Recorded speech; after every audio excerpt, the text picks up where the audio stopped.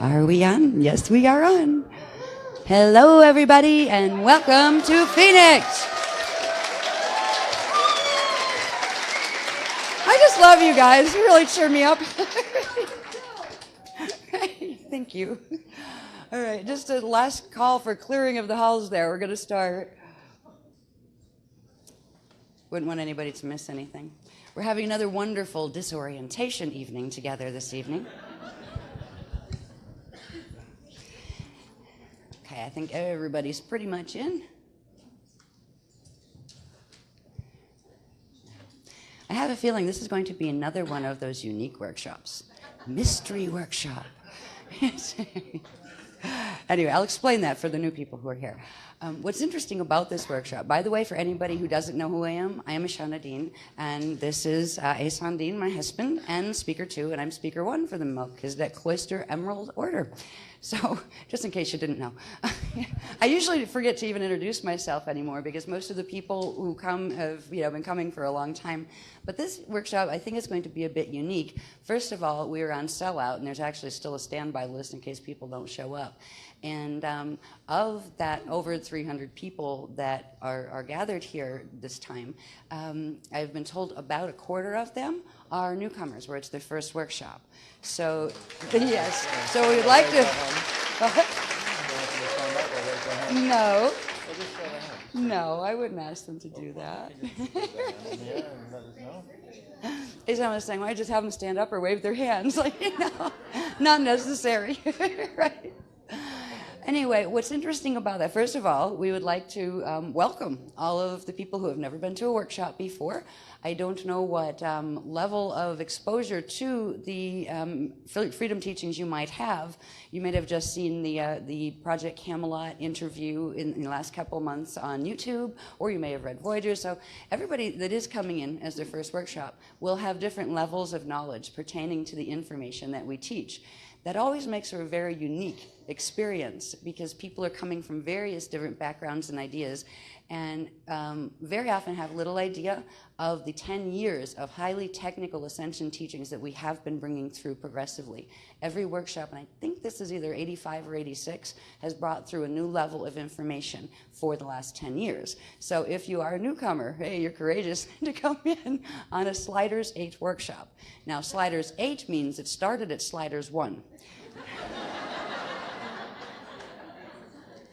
The Sliders Workshop series were actually the next level of ascension teachings that came after what was the couple years before, what were called the more private 12 tribes classes.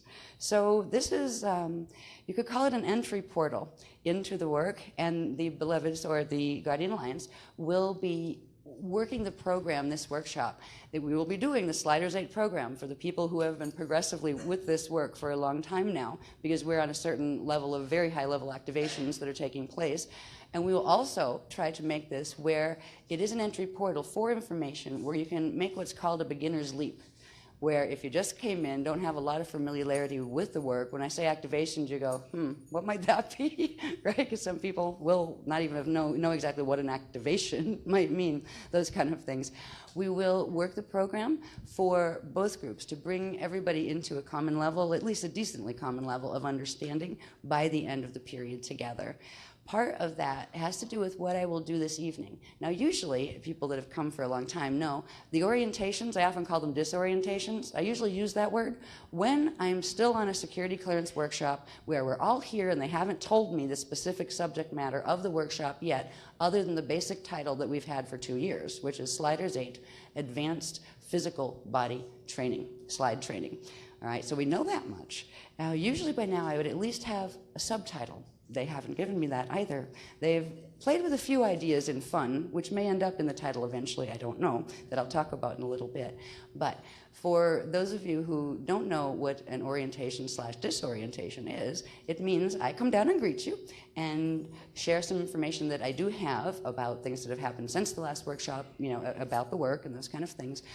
And I kind of run a live wave, whatever the Guardians feel they would like to talk about with you. They will nudge me, and it will just kind of fall out my head, and just like, well, I'll talk about that. Okay. For those who do not know, I am not a channel. I could be if I wanted to be, but I am not. We do not use the method of channeling because it is dangerous.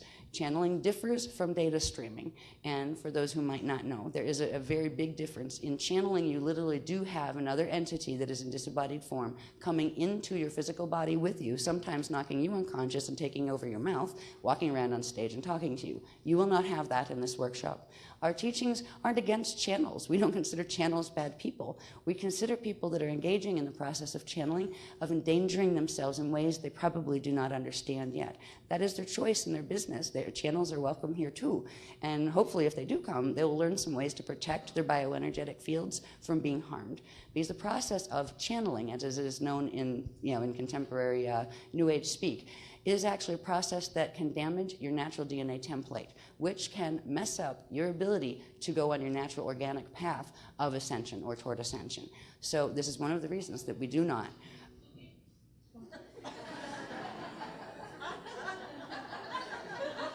Promote channeling.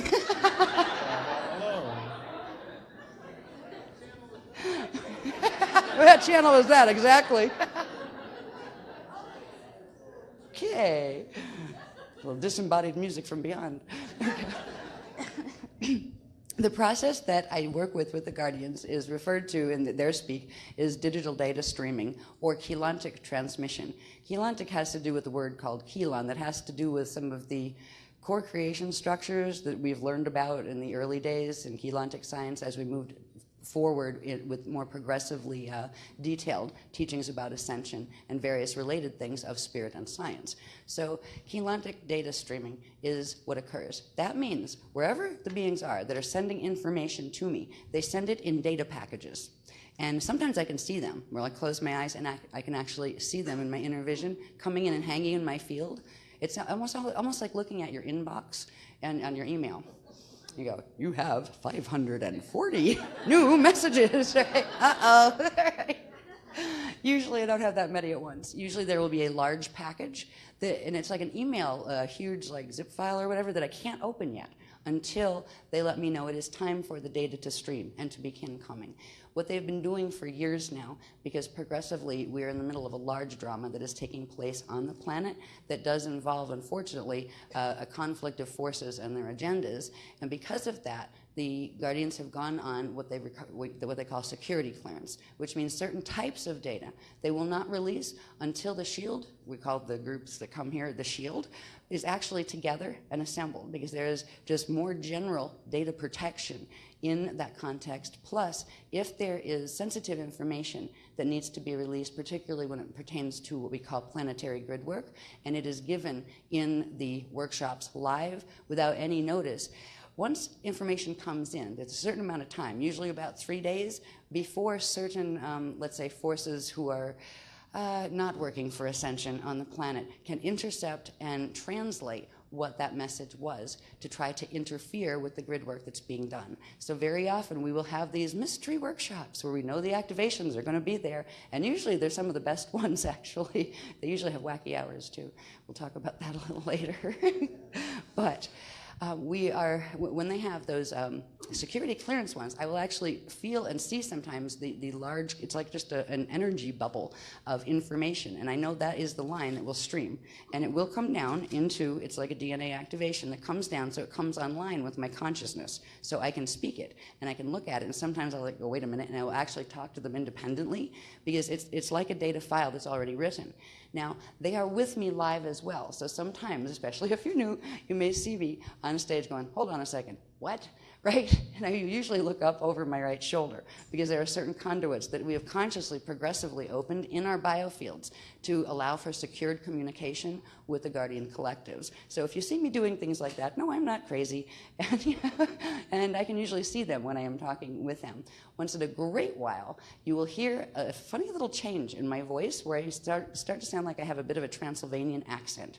Now, this isn't channeling, just so you know. The only thing I'm channeling is a level of my own consciousness that's at a bit higher level of, it's not in the what we call density 1, which is dimension 1, 2, and 3, where our reality field is. It's from a higher level. When I link with that level of my consciousness, which I sometimes need to do, particularly when we're bringing in live journey meditations and things, it just literally just the frequency change comes out sounding like there's this bit of an accent, but it's me, and that level of my identity is referred to as Azara. So if you ever hear the Azara coming through, it's just a different level of my own consciousness. That isn't that isn't channeling. You can reach other levels of your own consciousness too that are in the higher dimensional spectrums, and they may sound a little different than you, and they may present themselves, say consciousness wants to give you a face that you can identify it with, even though you know it's one aspect of your own self. You can do this too, if you train yourself to.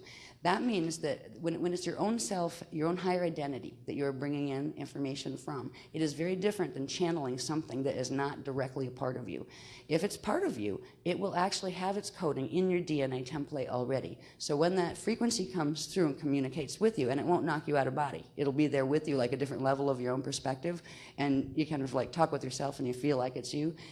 It won't damage your DNA template. It's not crashing in other mathematical coding or encryption that doesn't belong in the DNA template. So if you ever, and I'm not sure if Azara is going to, that level is going to come in with the activations this time. Once in a while that happens. I just want the people who are new to the work to understand what they are seeing or hearing when that occurs. It is still me. I'm still fully embodied.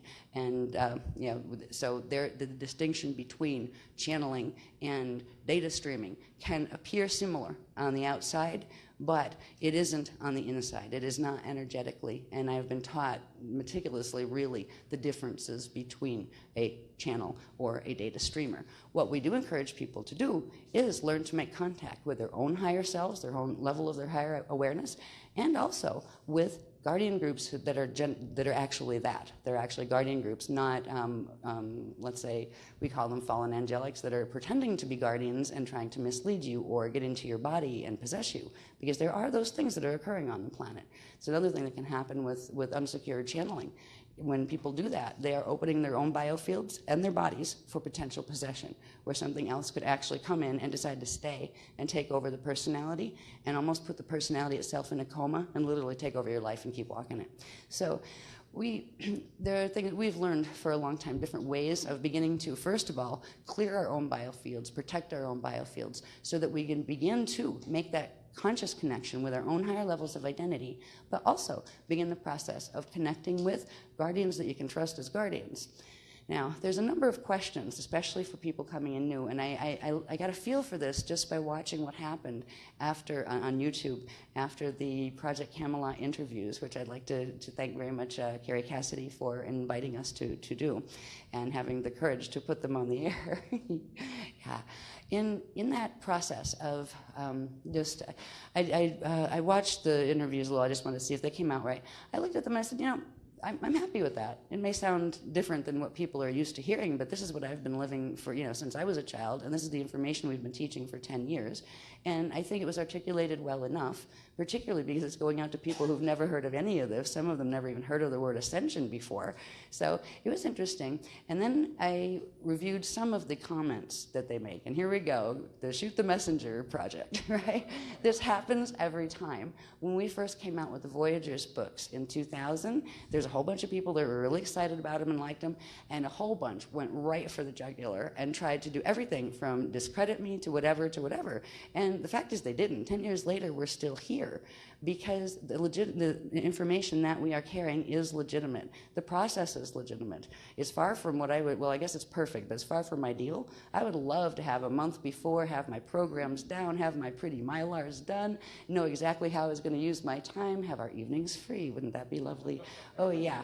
No, what you have now is live data streaming that occurs. I've been doing it for 10 years with the Beloveds on a public level. Before that, it was happening since I was a child and, working with them. So I've had, I've been with this process for a long time. You don't get fresher information than this. It's like hot off the presses before it even hits the presses. It is literally information that is delivered during the process of the workshop itself, the next level of information. Now, for the people who are coming in new, I don't know if you've looked at the Azurite Press website enough to even just look at the product list. The product list is mainly full of programs that have been videoed live or put on DVD live from these workshops, and often there will be handbooks that go with them, which are graphs that the guardians have given me that I have to produce up in the room before I come down for the next workshop, that kind of thing. So if you look at that, you can almost go, oh my God, I'm lost in a sea of workshops. It's overwhelming. I look at it and it's overwhelming. People say, gee, when did you introduce that concept? And I have no idea. I have to go back and dig through like the listing of the workshops. What the Guardians have asked me to do in the last month or so is, particularly because, first of all, the Project Camelot interview did go out where there's a lot of people more people who are interested in perhaps looking at what the work is about, but also because there were so many people coming in new as this being their first workshop. They've asked me to put together or update what is referred to as a condensed chronology of just the work that we've done since 2000 when the work went public. Now, periodically during some of the workshops before, we have rounded up what we did, what the activations were. We called them MUGs, mission upgrades, as far as, MUG, mission upgrades, as far as what the course of the work we have been doing with the Guardians since 2000 have occurred. Now, I can't even remember the last time we put one of those chronologies out, just so we have and so I have a running total of where we came from, what we're doing, where we're going. This time, they had me take the last one, add to it, and we're building it up to where we're current with the last workshop, which is really good. And this one we couldn't put on until we know what it's about, which we'll do for next workshop, right? But with this condensed chronology, they've asked me for the first time, and this is taking forever, to go back through all of the workshops, and particularly the sliders workshops and the 12 tribe classes before that. Not only show where they are in relation to the chronological order and what mission upgrades or whatever occurred in them, but they also had me do a basic analysis on the content of what was in them. So people that want to go back and find out information about this or information about that or what techniques, they're having me, literally dissect the workshops and especially the tribes classes. So you can read through this, and even if you're new, you can read through this and get an idea of some of the information that was covered. By the end of this workshop, I'm hoping to have enough of that finished where we at least will have the 12 tribes classes information covered and also the sliders information covered, because it's from those two sources that what is going to become what's called the Beginner's Leap program is going to come out of. There are certain techniques that have been done, and when I'm talking about techniques, I'm talking about bioenergetic field techniques that affect the DNA template, that enable your body to hold more and more frequency and or to clear certain things that your bioenergetic fields have picked up from the mess in the planetary geomagnetic field, which are actually blocking your ability to have your own incarnational memory and to also activate your own what are called ascension codes in the DNA. Now, I'm still using some big words as far as if you're new, but that's okay. That's just for now. I'll talk, I'll bring it down a little bit later. But in those, particularly the period of time where the 12 tribes classes ran and the sliders classes, which are still ongoing. There's 12 sliders classes. This is number 8. There are certain activations that if anyone coming in new wants to be able to pick up the full benefit of what is occurring with the activations that are going to be in this workshop or the next one or the next one, there are certain blanks of frequency that do need to be filled in. There are certain things that you don't have to do any of the stuff before, that you will get what is called a basic link to the host, and we'll talk more about that by the end of the workshop. But if a person really wants to work with the program, like the people who've been with us for, some of us for 10 years have been doing this, it allows more and more of your own spiritual awakening to occur, but also your bio-spiritual awakening, which means it's progressively preparing your body for the physiological processes associated with what is called ascension. Now, a lot of people don't even realize there's a connection between spirit and science, and there's a huge connection. They've never actually been separated. That's only an artificial division that's in the cultural misunderstandings on our planet right now. There was a time in the ancient past when it was fully known that spirituality, consciousness studies, and science went hand in hand together, the physics of spirituality. We've been teaching that. I got another channel coming in there.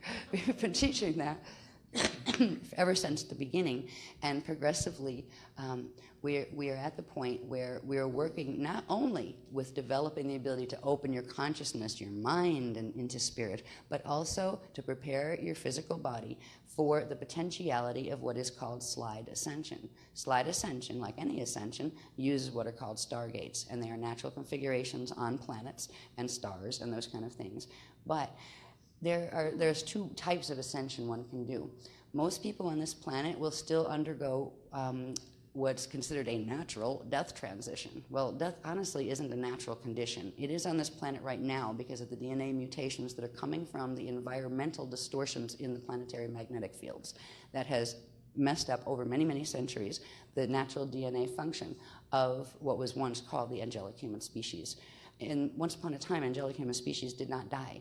We simply, when we were done being here, would accrete frequency or grow for a while, reach a certain age, usually 33 years old, and then we would undergo what is called transfigurative ascension, where we'd have enough frequencies open in our bodies through the DNA template and the DNA itself that we could engage a biochemical process of producing certain types of chemicals, hormones, and naturally occurring elements. Now, there are 144 naturally occurring elements. Science here hasn't found them all yet. Once upon a time, the body could actually create those elements under certain conditions.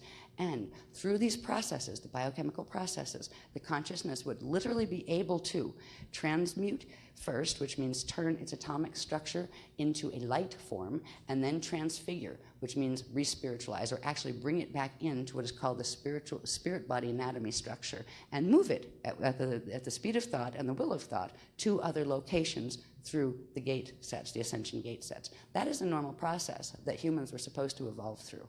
When we hear about ascension these days, it's usually coming from some of the religious organizations that teach that such a thing exists. The closest we get, I think, are probably in the Christian teachings that give us the idea of a rapture, where people are all of a sudden going to get yanked by God and pulled up in the sky and go to heaven. And some people really, really believe that that is what that's going to look like. It's probably not going to look like that. Now, but that's okay. People are free to believe that if they want to. The Christian teachings still have a little bit, at least, of knowledge left about the fact that there was something called ascension, which is better than what science is teaching, because science is teaching us basically we came out of pond scum, our life meant nothing before, it means nothing now, it was a happy accident, so why bother, who cares, you're going to die and that's it. That's pretty much what contemporary science is telling us. So if you had to pick one, science or religion, if there wasn't a place where they both met, I think you're better off with religion, because at least it gives you hope and a purpose for why bother being and going through all of this down here if there's nothing and it means nothing, right? Because science is really not caught up yet. It's starting to, though. The new sciences are starting to come out where they recognize the link, some kind of link between consciousness and physics, and that perhaps indeed there is more, that maybe we came from somewhere else. Maybe there was life before Earth, and therefore maybe there's life after Earth, and that's why eventually we're going to write a book by that title.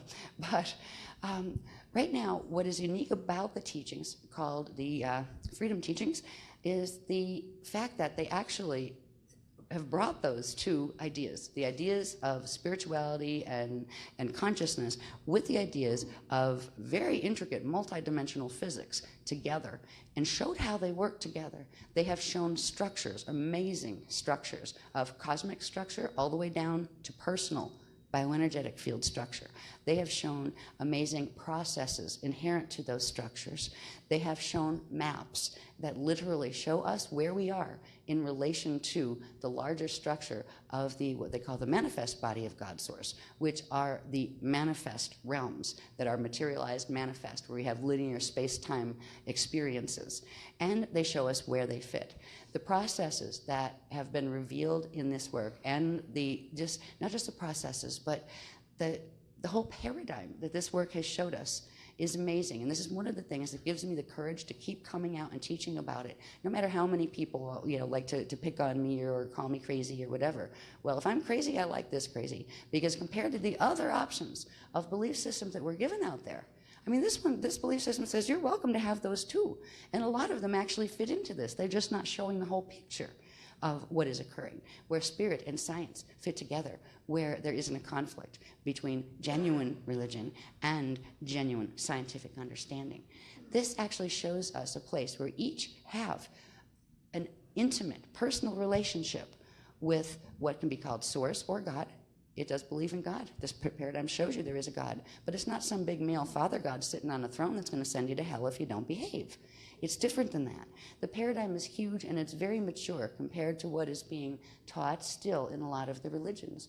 There's a lot of good teachings in some of the religions. There's the beloveds I call them beloveds because they are beloved to me. They didn't ask me to do that, but we kind of do that because we love them. They've actually started asking me to do some comparative religion studies and to start seeing where in various different, popular religious belief systems, there are little bits of the information they've been teaching all along. You can find it in Christianity. You can find it, what they've had me research recently is Buddhism.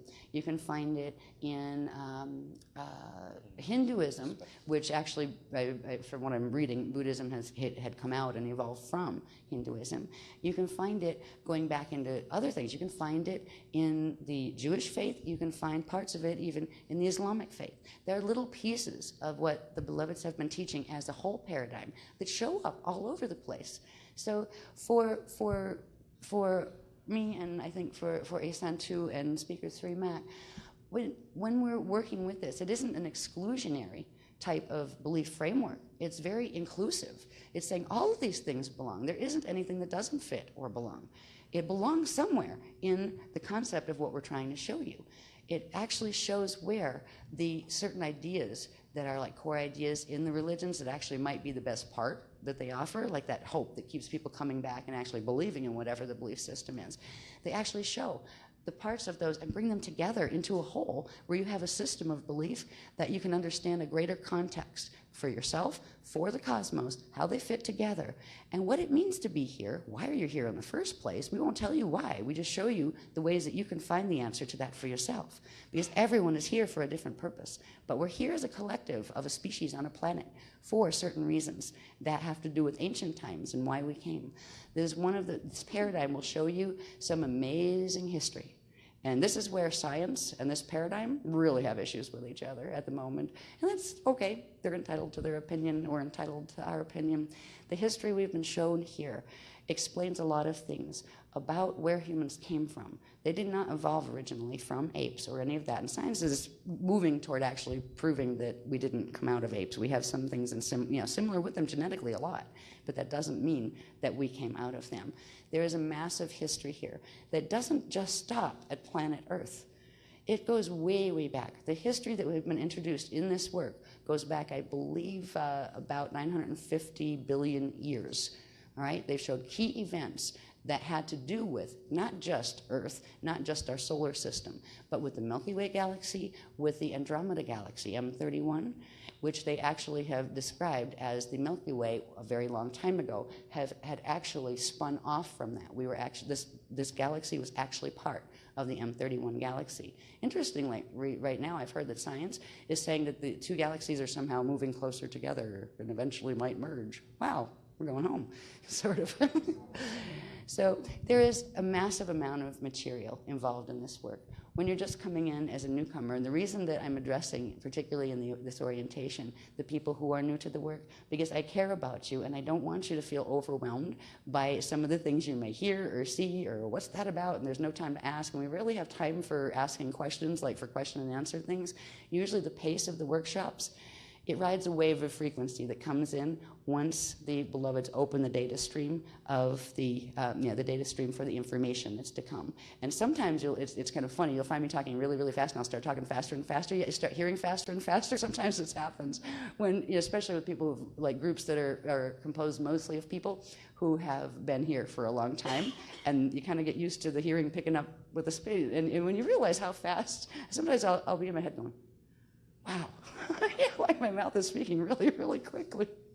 And that is when the data stream line is coming in. Sometimes the guardians will like tap me on the shoulder. Literally, I'll feel like a tap or like a twank on the head and go, what? They'll say, excuse me, and go, what? And they'll say, redirect now, we need to go into this or go into that information. The workshops are very valuable for a lot of reasons, but the most important reason is when people that are drawn to this work, let's say there is something that draws people to even look into this work. It has to do with what's encoded in your DNA, and when people that are drawn to this work come together, they come into what is referred to as the shield or the Aquafarian shield, where each member of any one workshop group, even if you're only one you ever went to, you decided you didn't like it, if you were drawn there, even just for one check out, look, let's see, or even let's try to disprove it, there's a reason in your DNA that you actually had a co-resonant encryption or vibration that drew you to this work for a reason for that particular time. So when we have a bunch of people together, we consider them to be what's called in shield. They form a shield of energy. Each person is a large, complex energy unit unto themselves that is unique and different from every other person. And when people come into any group, they're actually bringing their energy signature together. And whatever group that is will have a very, very special energy encryption or mathematical, geometrical, vibrational pattern that is unique from any other group. So each group, or each workshop group, even though there's many of the same people coming back and sometimes new people, coming in, it is a magical moment unto itself in energy terms. In that magical moment, there are frequencies that can open up within the data streaming packages that will allow certain types of information to come through that might not have if that particular group didn't assemble. So the fact that you're here, that you showed up, even if you decide you don't like the work, which is fine, there's no obligation to, you're a part of a moment in energetic history of the planet, and you will have the ability to access that moment because it will be stored as a vibration, as memory in your cellular memory. You will be able to, if you ever choose, if you decide, I don't like this right now, but 5 years from now, you say, oh my God, I probably should have and I didn't and it's too late. You can actually activate by intention that piece of you that has the memory that you were sitting here once, and it will allow you to connect back into the shield. Now the shield itself, just like every single person anywhere, whether they're part of this work or part of any other work or not part of any work consciously at all, the DNA of every person has the ability, and actually its natural process is the process of running interdimensional frequency. We're kind of like radio receivers, television transmitters, those kind of things. Our DNA works in this way. It is basically electronic, to put it simply. So we are always processing frequencies. The frequencies that one person can bring in might be able to bring in this station and that station and that station of information, but one person would only have, say, 3 stations. You put a whole bunch of people together, and they can run much more than just those 3 stations of frequency. They can run massive amounts of frequency. And when we come together to do grid work, what we call planetary grid work, it means we are coming together, each one of us a part of this massive thing called a shield, which if you see it actually, at some point you can get where you can close your eyes and your inner vision, you can actually see it. It looks like a massive sparkling disc, and every person on it is a sparkle, is like a sparkling ball of living energy. And you can see certain geometrical forms that actually happen. And sometimes we do them consciously with the group, like we sit in certain ways or whatever, to make specific geometrical, mathematical, vibrational patterns that we interact with the planet with in order to assist the planet in healing. Because this planet is in a perilous position. And it's not just because the surface resources are running out and we have political chaos on behalf of the planet most of the time. There's a lot of other things that are occurring. We'll talk about some of those. Most of the people that have been with us for a while know what we're talking about because we've been covering this for ages at this point. Each step of the way, there's a big drama we've all been a part of, and we haven't really wanted to be. We kind of like the people who come to this work and decide to stay with it. We're not, the group in the work does not teach fighting. They teach standing in the integrity of the truth that you've learned, in peaceful stance, but standing and holding energy in a way that is supportive of what are referred to as the eternal life Christic teachings. Christic doesn't just mean Christian. The word Christic, as I said in the interview, has to do with the first sounds of creation, the first audible sounds of creation. That's where the word Christ, K-R-Y-S-T, it's actually Christalla, came from. So when I say Christ, it's not just about Christian teachings. It's not against them, but it's not just them. It's more. But when we come together and we run frequency in the massive amounts that a large shield that is consciously educated in what they are doing, we can make a difference on what is happening with the planet. What is happening with the planet right now is we are coming to a point in history that is the accumulation of a very long period of history that involved infiltration of the natural organic structure of this planet. We have covered this and covered this and covered this, each piece of it, each piece of the history, what happened to the grids, where it is now, for the last 10 years we've covered pieces of it. What this is leading us to is there is an event, an energetic event that's going to take place at the end of 2012 that will literally change the course of human evolution. It will create a new humanity, and that is not necessarily a good thing. The things that will take place in the creation of a new humanity that does not anymore have the ability in the DNA to actually go through ascension gates. That is not a new humanity that we could look forward to creating. And it's not a fight, it's not a battle on the outside. It is a standing for, holding the ability of ascension still on this planet, within our own bodies, within the human race line, and within the planetary stargates, because the stargates have been severely, severely damaged. And at this point, we are on what is called the Christ host mission. If it weren't for literally hosting races, and we'll talk about a bit of who are they, who are the Guardians, we'll talk about that in a little while. But if it were not for the intervention of these Christ host races that have to do with not only the Andromeda galaxy, but also with the place, they haven't showed us where it is as far as this, like the star maps that science has identified, but it's called the Aquarian matrix. If it weren't for these two other matrices that are not in what is called a fall status, or not going into finite evolutionary or de-evolution, we would not have the chance to do anything in 2012. The planetary environment would take over the DNA, it would cause the mutations, which would trap the consciousness into a certain type of evolutionary, de-evolutionary future path that you couldn't get out of once that occurs. A lot of people don't realize, a lot of people that think about ascension don't realize the connection between the consciousness and the body. They do not realize that they'll say, oh, well, I'll die and then I'll ascend if I'm good, in life, and I'll behave and, follow the 10 Commandments or whatever it is I'm supposed to do. And then, hey, God will forgive me when I die, and then I can go to heaven. And, excuse me, it would be really nice if it was that easy. But unfortunately, it really isn't that easy, because there is a direct link between the consciousness of your spirit and the atomic structure of your body. And that link is called, the part of your spirit that literally gets embedded and imbued into the atomic structure of the body is called the jari. It's a part of your spirit body structure. It's not your whole spirit.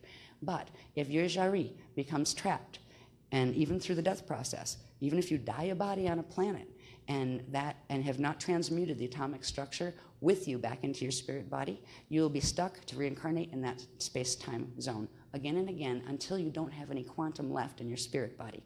That is, on a personal level, what is called the path of fall.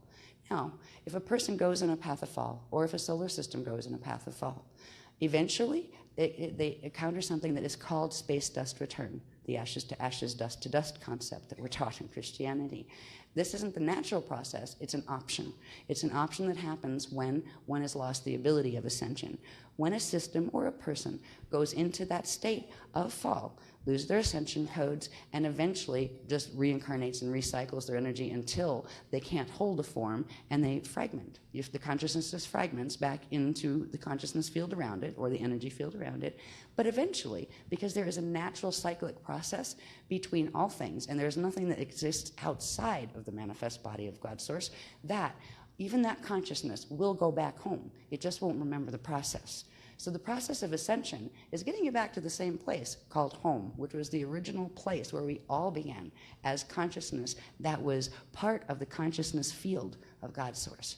And within the consciousness field of God Source, we chose to enter a path of experience, of individuation as individuals. And even if, worst case scenario, we end up in a false system and we fall, what we will eventually have to look forward to is what we're made of, our consciousness itself, even if it's fragmented form where we don't remember who we were at that point, but we will be taken back into God's Source. And from that point, it's like restart, where you're part of the living consciousness field of God's Source.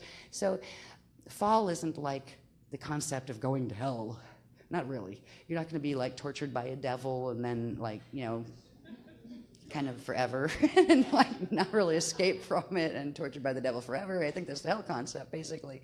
The path of fall and the path of ascension, even though they both end up in the same place, there is a preference for most people for the path of ascension, because experientially it will be different. The path of ascension is about bringing more of your consciousness, more of yourself into full conscious recognition and embodiment, and progressively growing yourself, expanding yourself back out in wholeness into the consciousness of God's source, in going into conscious at one with source.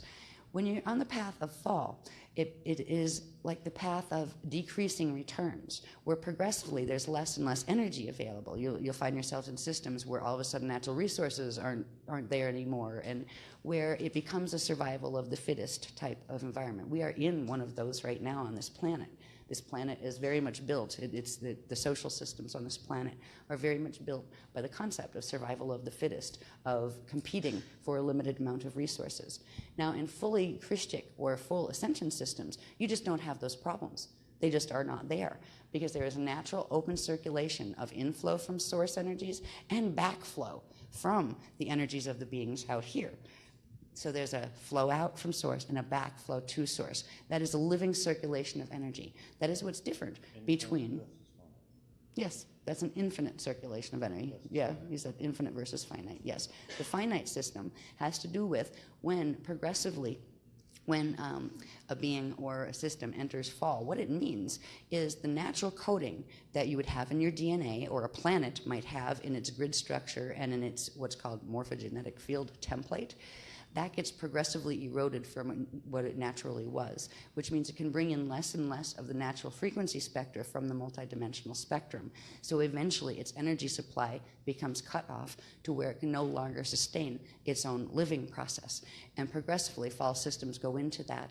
At the end of a system like that, if it were a sun, let's say, that went into a fall process, it would no longer be able to, through its core, through the solar core, have a natural frequency breathing that is supposed to occur between space around it and the core of the sun.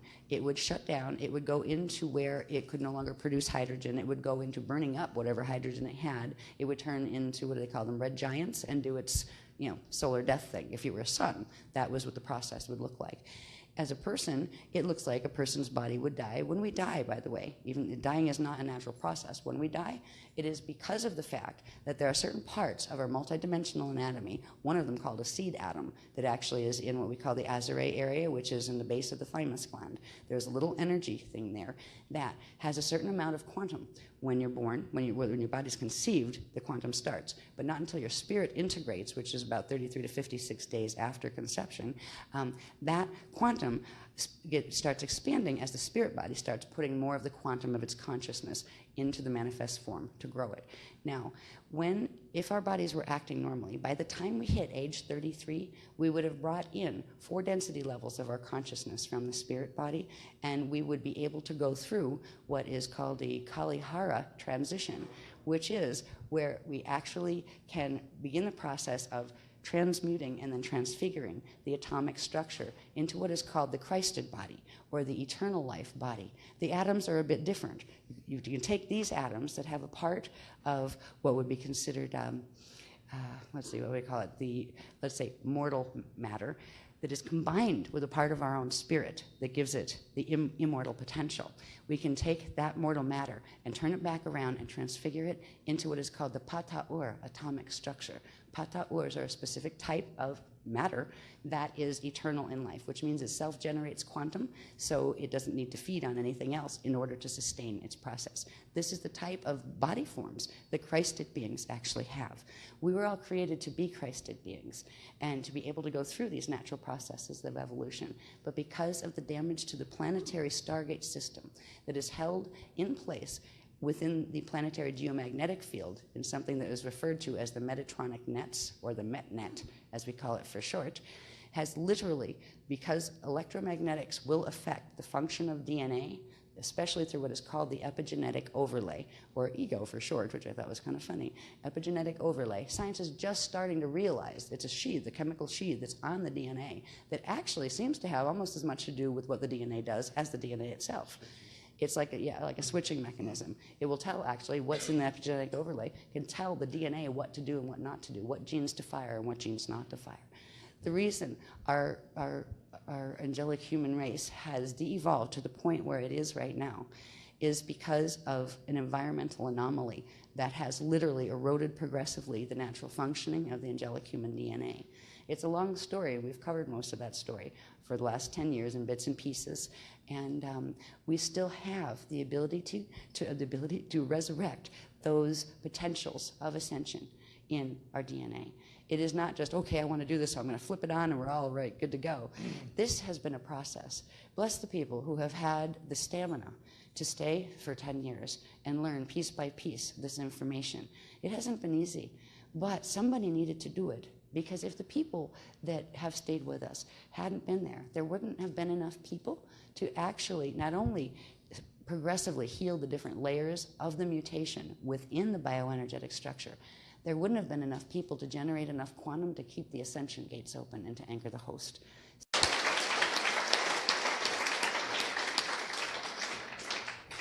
The people who are new to this work, I hope by the end of this workshop that it moves you and you feel great and you want to be a part of it. If you don't, that's okay too. There's no obligation to it.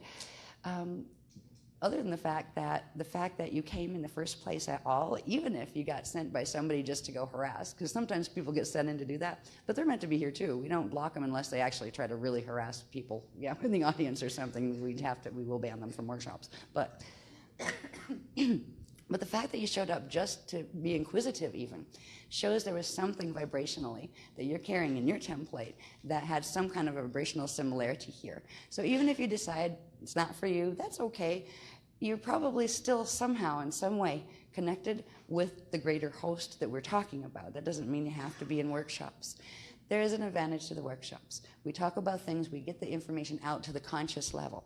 A lot of what we worked through for so long, there's a lot of, especially in New Age groups out there, they'll tell you a little bit. They'll say, oh, this is sacred geometry. Here's a that, here's a that. Here, spin this that way and that's that. And you go, okay, sure.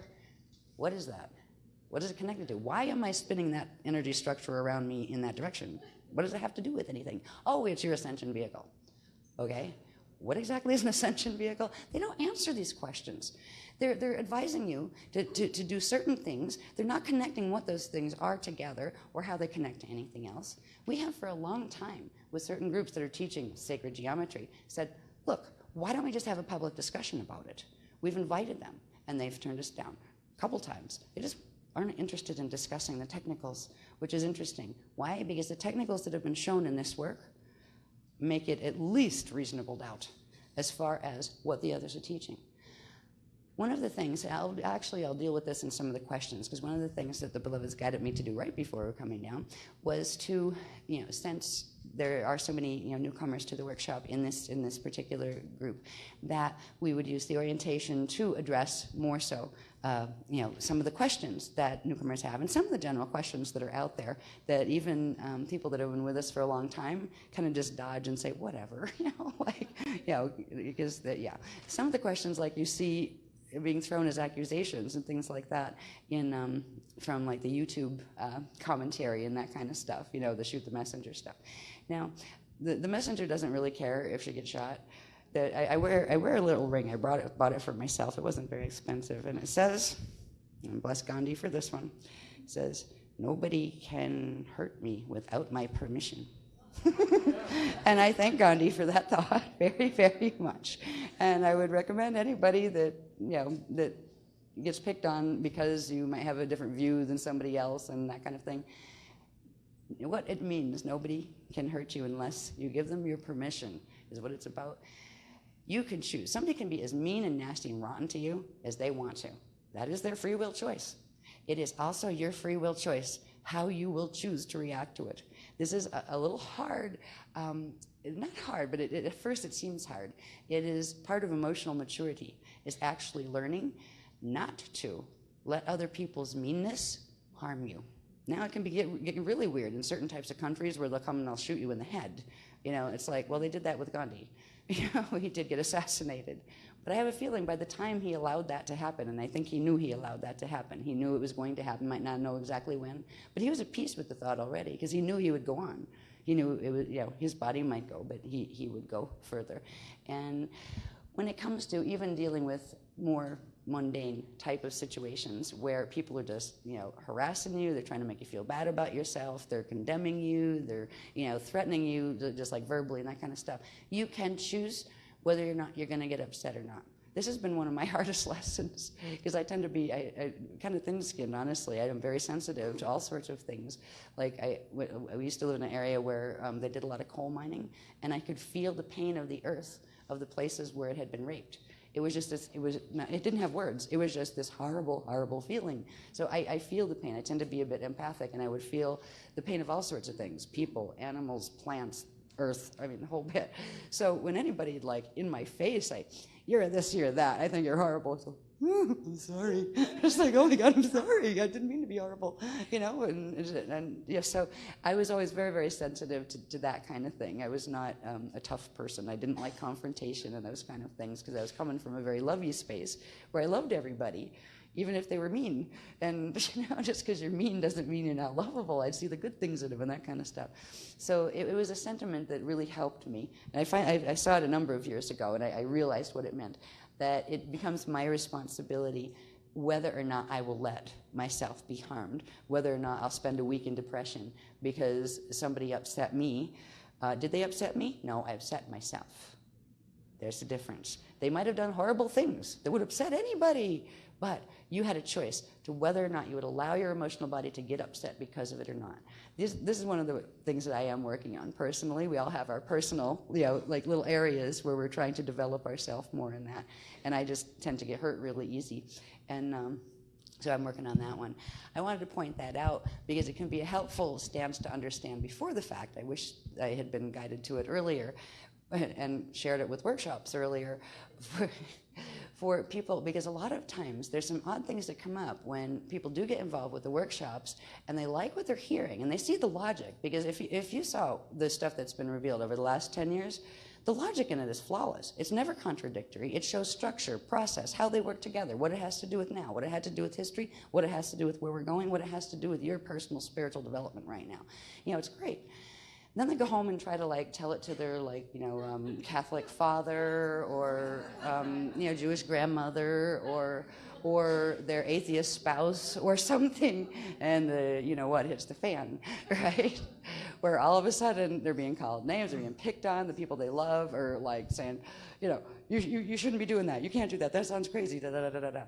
They would have been very helpful in the early days for, I think, a lot of us to talk about the Gandhi concept, his concept there of they're not going to hurt me unless I give them permission by allowing what they just said to be personal. They might think it's personal, but I don't have to take it that way. So I would advise people that are new to the work to try to embody that stand just a little bit, or think about it, or even go get a book on Gandhi and read some of his stuff, because some of it was great. I haven't read a lot about him, but I feel a connection, a heart connection to him very much. I got another little thingy that says, I'd love to put these on the product list just because they meant a lot to me and I thought other people might like them. This one says, don't mind my eyes, they're a bit weird, be the change you would like to see in the world. Yeah. And that is another great advice from Gandhi. So there are certain things that can help with the emotional body, of handling the emotional body as your spirit body is starting to come more in and your mental body is awakening to what that might mean, and your physical body is preparing to receive more of your spirit body energies. There are certain things, and I think we may be talking, I just got a little nudge, a little clue as to some of the things we might be talking about in this workshop. In the Sliders 8 workshop, which is the advanced level of physical, D2 level, physical body, preparing for slide. We've always taught for a long time that, D1, you have your etheric body, the D2 level frequency bands, you have your physical, which is called the telluric body, or the elemental body, but it's also a physical / emotional body. That's where the quality of emotion comes from. I do believe this will be the first time, too, in a workshop that we've actually directly went for the emotional body thing, but I have a feeling they're going to talk to us more, teach us some more things about what the emotional body is in connection to the physical body, and how to perhaps move that energy in more effective ways for ourselves, because emotions are tied to the biochemical realities of the body, which at times can go just wacky on their own, where you had just mood swings and all of that kind of thing. And I think they're going to address some of that, and that just came in. So once in a while you'll see this, a little hint. Okay, there we go. What I'd like to do for the rest of this disorientation is not disorient you, but, excuse me, I would like to put a couple of Mylars up that have to do with, and by the way, at the end of this, I will do a bit of catch up on a couple of things, if I can read that small writing, for the people who have been with us through the Slider 7 workshop and stuff. There's a couple of activations that I'm going to try to just take a hand count on to see what, between the last workshop and this one, what life has been like. And yeah, for the people who have been working with certain level activations, there's been a healing cycle that has taken place in the last couple of months that, oh, sometimes things can get a bit intense when you're going through healing purges and things. So what I will do first, though, is I would like to, there's some things that I would like to just it's called a briefing for workshop newcomers, but it's also good to hear it if you've been here for a while. It's like, oh yeah, that's what that was about. It also shows you where you can explain to some people, if they are coming new, if they're even trying to understand the work, what is that about? Yeah, you can put it out. It's just a little list of things to remind myself of some of the things I wanted to address with you, and this can be for you, and it can also be for anybody else out there that, say, saw the YouTube thing and wants to get the next step. There are things to know about workshops, and I know there's a briefing team that for newcomers, they give a bit of a presentation for you, but the beloveds would like me to address these issues just a little bit in our own way tonight, and it's for you, the people that are newcomers, for the people who've been with us for ages, and for anybody who might decide to, off the product list, get this package, because I have the feeling the words beginner's leap is going to be involved in the title, which means it is a portal that people can go and like pick up there and then see the little bits they need to pick up from behind. Because right now you have like the newcomer section, they have like a million different products and like not enough time or money. I mean, it just gets crazy after a while. So I'm going to deal with some of these issues that for people who aren't familiar with the work, it will help you understand what you might experience. Doesn't mean you always will experience all of these or any one of them in a workshop, but if you do, please know what it means, because it gets really wacky trying to explain this stuff sometimes. So I'm going to do it with a group instead of like individually trying to say, calm down, it's only about this, right? All right. Yeah. Often found, these are thingies, things that happen, odd things that occur, issues, isms that you might find. That's why I just said often found, whatever they are. Are they things, or they experiences, they're whatever, they're these, right? Guardian time. Now, we will talk about that one briefly first, and I already introduced that a bit already, about guardian time means I have no control over the time frame when the data stream will be given. It will always be given within the confines of the workshop timing. This makes it very, very difficult for me to be able to give a schedule as far as when is session 1, when is session 2, etc. Some workshops, I actually, like 3 days before, the guardians will give me a transmission on like a basic itinerary. Well, they'll say there's 3 parts, and like 1 part's here and 1 part's there, and give it approximate time frame, and they might even give a few titles or subtitles for what's in there. Some workshops, no. Now, some workshops I just show up, knowing that it will be given. By the time the workshop is done, it's given, and the information is given. But sometimes we are on guardian time, and guardian time is literally, I would call it that, because I have to wait for the guardians to give me the information before I can give you the information.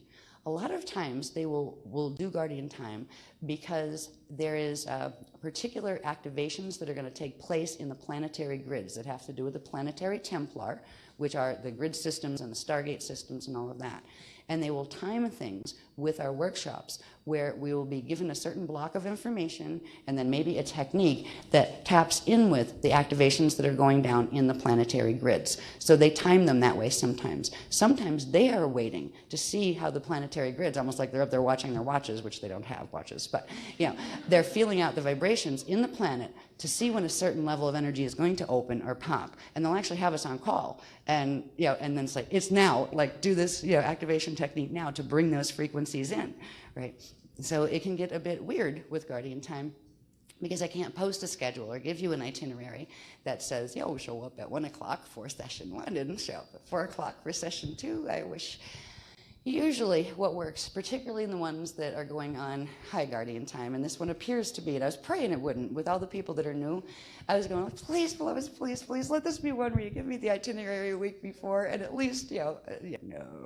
It's almost like, beginner's leap indeed. We usually end up with between 14 and 16 hours of on time in the 3-day workshop period, and it often happens at very strange hours. In the old days, I used to try to fit it in to a time frame where they'd say, well, maybe around 9 o'clock you can go in. Yeah, right. and we'd be in the middle of like graph 6 of 15 at 9 o'clock. So we'd have to go down and say, well, maybe 11. And it was really difficult on people, as well as us, but it was really difficult on people because they didn't know what time to show up. If it was going to be late, they could have slept in the day, but they didn't know they could do that kind of thing. The Beloveds have given us a bit of warning anymore that if it is going on Guardian time, know we're going to have night shift, which means your day shift is free, and that you might want to sleep sometime during that shift. Excuse me. Another part of Guardian time has to do with actually the planet and what's called the magnetotail of the magnetosphere. There is, at nighttime, that is when the magnetotail, I usually have a diagram for this one, but there's better reception at nighttime, and that's when the nighttime is when the side of the Earth you're on is not facing the sun. The magnetotail stretches out, and it allows for frequencies to be pulled in from further away than when you have the magnetosphere that is more tight around the sun when it is the side that's facing the sun. So a lot of times the activations and the information or the data streaming will be given at night, because at nighttime you have that magnetotail effect, which increases the ability for transmission. You also have a calmer field in the consciousness field on the planet, because most of the planet, at least the half that you're on that it would be night or day where you are, right, there's a whole bunch of other people that have their schedules night or day there. When the majority of the planet that is, say, doing their 9-to-5 work jobs and all of that stuff, if they're mostly awake in the daytime, there's this like constant chatter, mental chatter. There's this fly too. It just landed on my nose. There's constant mental chatter, literally in the astral field, but also just in the harmonic field that we're walking through every day, our consciousness field, the energy field of the planet. And when they go to sleep, it quiets down a bit. So you have two factors that improve the quality of transmissions during nighttime. So it is really a better time, unless there are specific activations that need to be done during the daylight hours when that side of the planet is facing the sun. They will try to do the evening hours. If it were just simple, where they could give me the thing, the program before, evening hours could be like, well, from sunset, till midnight. No, it doesn't work that way either. And workshops where they actually would give me a schedule, right? We could do those type. But this one, they're giving us the warning. I think we're starting at 10 p.m. That will probably mean we'll go to 4 to 5 in the morning, all right? Now, I feel bad when I have to have this conversation with people that are just new to the workshops, because I really want you to have a good time, and that can be really disorienting if you're used to sleeping at night and being awake in the day. We don't do this to you on purpose, just so you know. It isn't easy for the speakers either. What I usually do, what I will be doing, I won't be sleeping tomorrow. I will sleep a little bit tonight, and I will wake up early, and then I will go into work, and they will give me the transmission on what in the world are we teaching tomorrow night at 10, right? Starting tomorrow night at 10. There will probably be graphs, new graphs, and those kind of things. They will show me what tomorrow's itinerary is by the time I get there. So while you're being able to go to sleep or go by the pool or do whatever you feel like doing with your daytime hours, I will be up there preparing the material for the evening session. And ASON helps, and now but the people that are called the apprentices that we'll talk a little bit about before the end of this workshop, because the Beloveds have asked us to. They also help. They'll help with typesetting and all of that thing. But before anything can be typeset, it has to data stream, because I am the one that has the verbatim contract. Speaker one holds the verbatim contract of the transmissions, the data streaming transmissions from them. That doesn't mean the other speakers and apprentices and other people can't communicate with the Guardians. They can. But as far as the official data streaming from what are called the Cloister Duratura plates, or the CDD records that we've talked about in the Voyagers books, that goes with Speaker 1 unless Speaker 1 is disabled and like dead or out of commission. So that commission, so it means I'm like a bottleneck for the information, where the official transmissions from the Beloveds have to come through the little body that's called me down here, and then I have to scribble them down as fast as I can. I'm really grateful for the help that everybody else gives with the typesetting and those kind of things. We didn't used to have that in the old days, and some of the graphs were like, they scribbled all over the place. I was like the whiteout queen. I'd have whiteout up to my elbows, coming on stage, and I was like, well, at least I got it, right? And they were really messy, but they showed what needed to be shown. And the graph series, if you don't know, if you haven't been with the workshops for a while, the graph series aren't just there to provide illustrations for ideas, though they do that. If the beloveds are explaining something quite difficult in a process, a technical process that the body is going through or the grids are going through, they're doing this not just to keep you occupied or amused. They're doing this because, first of all, the information is important for you to have on a conscious level for whatever activations and the next level of wake up that that the group is moving through and that you may choose to want to do. But the graphs themselves act like what are called codes. Now, in a little bit, we'll talk about codes. You'll see codes at our workshop. What is a code, right? Well, they look like pictures when you look at them. So the graphs actually work like what we'll talk about later, which are codes, and very, very soon later, because it's next on the list. So just know when we have graphs, sometimes we have a few graphs, sometimes we'll have a whole string of them. I'm not sure what way they want to move that this time with this workshop, but they will give some technical information that is very current and timely as far as what is happening now, what activations we are at, also information that will assist the newcomers to catch up with what they need to do to experience the best of this workshop. You may still have a lot of stuff you might not understand from previous workshops, but you can get benefit from this workshop by understanding a certain set of things, and they will show me what that is for each group, and this is a particular big one with a lot of people that are new. And I think it's kind of exciting. It's like, hi, nice to meet you. Hope you don't think I'm nuts, but if you do, oh well. I don't give you permission to hurt me. But you're welcome to think I'm crazy if you want to. Codes. Now, codes you will see often in various different techniques that we use and those kind of things. Codes, I don't actually have an example of one. I don't know if everyone has seen the, at least the Camelot interview, the Project Camelot interview, because we did show, there's a code, right? Codes, anybody have one I can hold up? Yeah, I forgot, I didn't have one with me. Yeah. Anyway, so anybody has not seen one of our codes, like the Alaria Rashatan? Okay, good. Looks like everybody knows the basic concept of when I say a code, we're looking at something that looks like sometimes a pretty picture, sometimes an interesting geometrical picture. They're not always pretty, right? The codes are literally, first of all, if you take the module that talks about the codes, it will be explained that they are actually living. All right, they're like a photograph of a person. All right, that person is alive. You can take a photograph of the person, and it's capturing a picture of the essence of the living being. That's what these codes are. They are living consciousness structures in energy that are actually, most of the codes we use are actually part of what is embedded in your own DNA as part of the angelic human encryption, what's called encryption. That is, an encryption is, a simple way to put it, is a core vibration of a radiation pattern that everybody has a little bit different one, but everybody in one species will have that similarity and then little differences within the species encryption. So we have encryptions inside of ourselves, some of which actually, when you enlarge them, it's like taking a little tiny minute piece of your epigenetic overlay or a piece of your DNA template and blowing it up and seeing what it looks like, and you will see the code beings. They're living portions of consciousness that are taking on that geometrical form. That is their body form, all right? But they are a part of you. You are made up of codes. If you could see yourself from a different level of awareness and look down at your body, it wouldn't look like the body you see in the mirror or when we look at each other's bodies. We're actually seeing the illusionary hologram here of solid matter and those kind of things. Beyond that and behind that and within it, there is a living energy system that is your consciousness, the part of it's that imbued within your atoms and the part that's beyond being imbued within your atoms. So everybody looks like codes of various forms when we see ourselves from a certain level of consciousness. Right now, we're just the little like solid part inside of a code.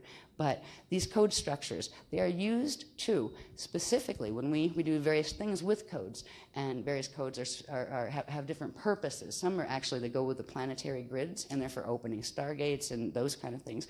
Others are for opening certain conduits of natural energy within your own body, within your DNA, to allow corresponding levels of higher consciousness, your own, to come into your body and to come live on, to turn on live within your DNA. So when it turns on live in your DNA, that is when you can consciously perceive it while you were awake here. It's kind of funny with some of the early techniques, like beginner's techniques and those kind of things, and this has been happening for years, that if people are like just starting out and they just start with, say, a series of techniques, And, they put the headphones on and lay down at home and, put on the CD and fall asleep after, a minute, right? After a while, it got fun because, oh, wow, I was able to stay awake 4 minutes this time. Because the activations, the techniques that we give are meant to very gently and subtly activate the natural coding in your own DNA that progressively allows the sequencing of your higher dimensional consciousness to come in. But the DNA reaches a saturation point, and that's when you just go. We had a snoring workshop here once, whereby it was hilarious. I remember that one. I think we even you could hear it on the DVD and stuff. It was one of those where we had to be up really, really late, because of activations that were coming in. And then the activation techniques, because when there's grid activations coming into the planet, the beloveds will actually give us specific techniques of how to use those to assist us in our own awakening. Right? By the end of this one, I think there was like a 12-technique run or something we had to do, where it just took ages, and everybody was tired to begin with. By the end of them, you heard most people were ever in their blankets on the floor, because sometimes like that, we can't do that with a group this big because there won't be enough room and it's a fire hazard. You can't lay down 300 people on a floor in a room this size, right? But in that one, it was one where we could, have people where they could sit or lay down on the floor if they wanted to, and they're wrapped up in their blankies. And a lot of them just said, "Oh, forget it," because you will still get the energy activation, even if you lose it halfway through or a minute in. If you just start to going to sleep, it means your biological self needs to stretch itself more. Your DNA, the chemical part, the biochemical part of your body, your atoms, aren't used to holding that level of multidimensional frequency yet. The more you work with a set of techniques, the more you will actually stay awake during them, which means the more of that frequency coding you are turning on in the DNA, so the body is actually becoming more able to hold it. All right? So you actually stay awake more in techniques. As you do them more, you bring in more of that frequency, that whatever the frequency a particular technique is bringing in. And as your body stretches to accommodate it, eventually it doesn't shut off and put you to sleep. The DNA will stay open, and it'll stay on as active memory, which means you're holding the activation. So there's a lot of interesting things that we've gone through in the years, and the beloveds never warned me about that one. But it was funny because people were like calling and said, "I don't know what it is, but I was like, I just fall asleep after I'm like not even a minute into the technique. What is wrong with me?" And we had so many of those calls, we went, "Beloveds, what's happening with that?" And they explained the process. And then sure enough, once people worked with them for a while, they found that they didn't fall asleep after a while, and actually they could feel certain things coming in, certain frequencies coming in. So they realized it was a part of the growing process.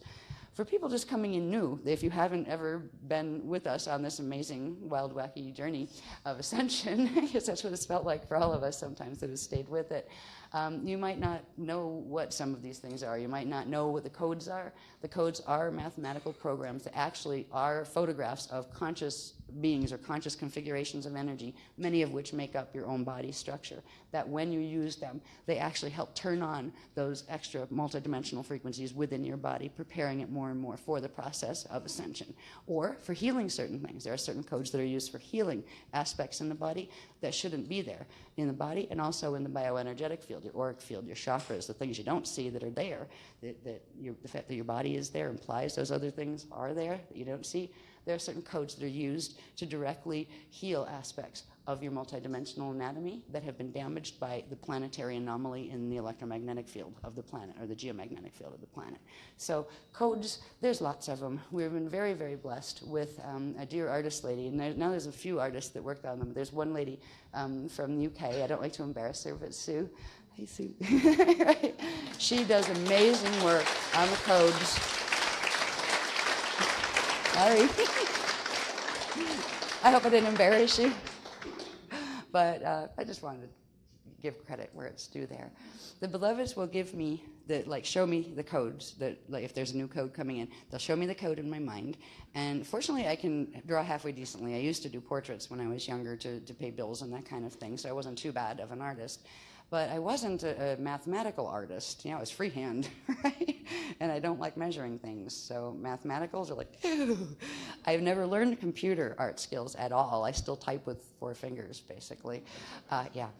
And forget art programs, I don't know them. So I will get the basic down using templates and all the old-fashioned stuff, drafting equipment that, when you're doing mathematical things by hand, and I'll get the basics down, and then the colors. We actually, some of them are so intricate, like the Alaria Rashatan code, that we've had to create, working with Sue and Asan, we've actually created using, like, I think it's the Pantone color chart or whatever. If it's a blue or an aqua blue, which one is it? So we can actually, let her know which ones go where. But she will take the rough, sometimes just the black and white drawing, put that in the computer, and then have to follow all the minute little, like, okay, that's this color, that's that color, and she does an amazing job. It's just she just brings them to life, and we're really grateful for that, because the codes will work even if they're just a flat black and white drawing on a page. Sometimes when they're first given, that's actually what we'll use, because there's not been any time to make them fancy and pretty.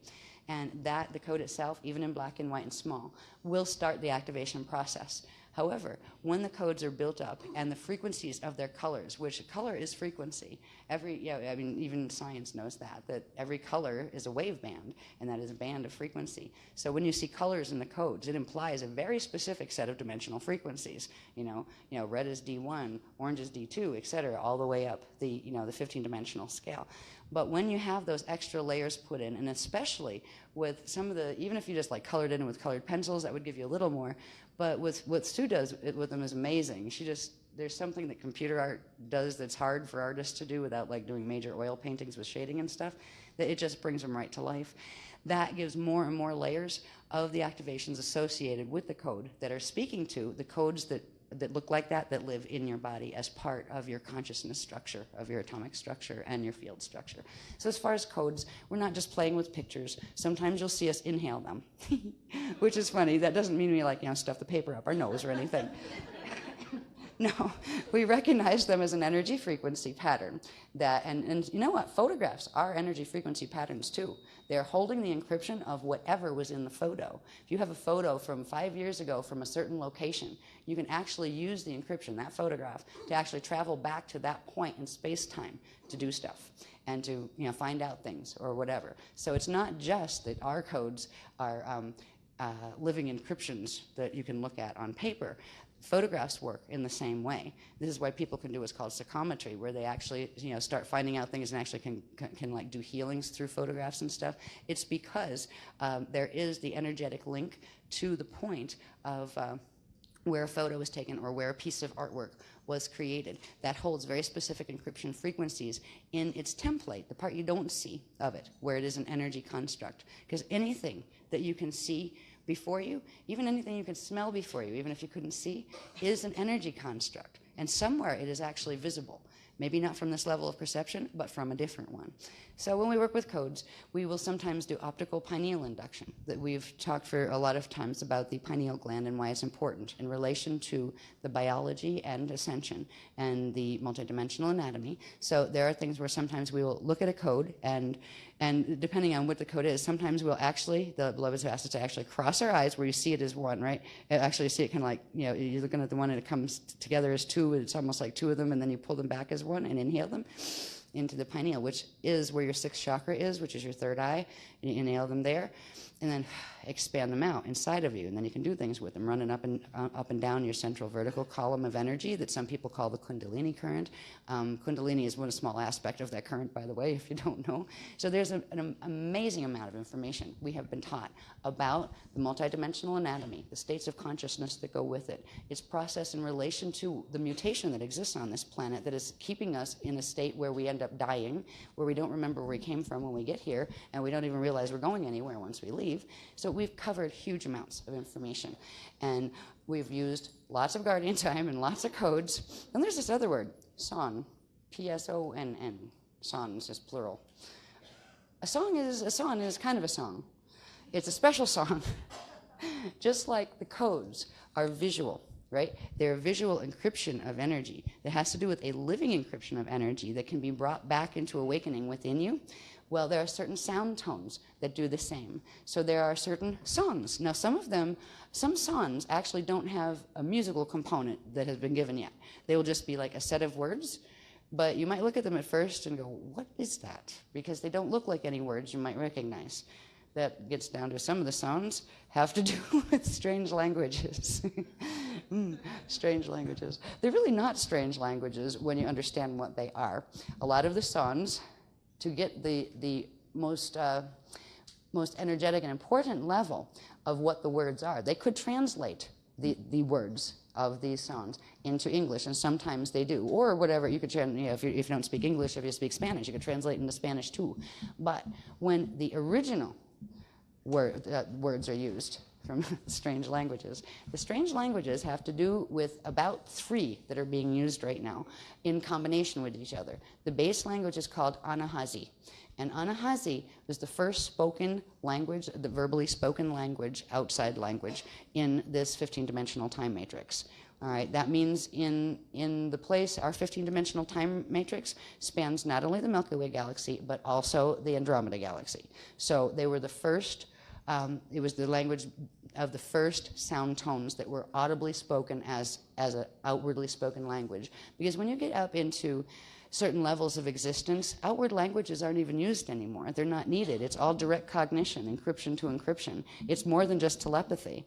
It's literally where you can send pictures to each other, you can send, you don't even have to think of sending to each other. You just know. There's a certain level of consciousness associated with Christed consciousness, where it's just direct knowing, complete knowing. So languages, outside languages, where you speak words, slowly with sound tones, aren't needed. But in the lower dimensional structures, like in our 15-dimensional system, as you come down into the dimensions, progressively more languages are needed because less and less of the frequencies everybody has turned on of their consciousness in their DNA. So the external languages were formed as ways to carry, like carrier waves, to carry the frequencies of the ideas that couldn't be transferred directly anymore through direct cognition.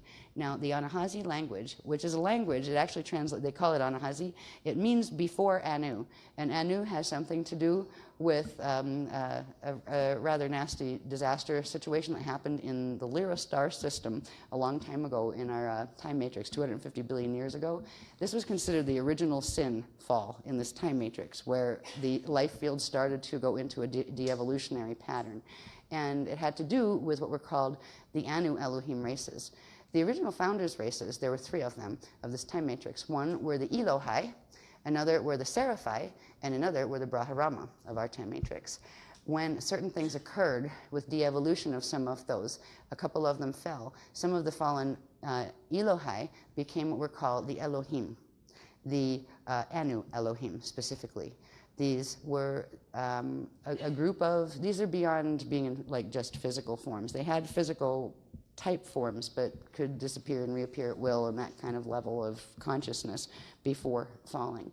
The Anu Elohim, that doesn't mean all Elohim are a negative thing. There are many Elohim that were trying to re-evolve back into ascension from getting caught in that fall.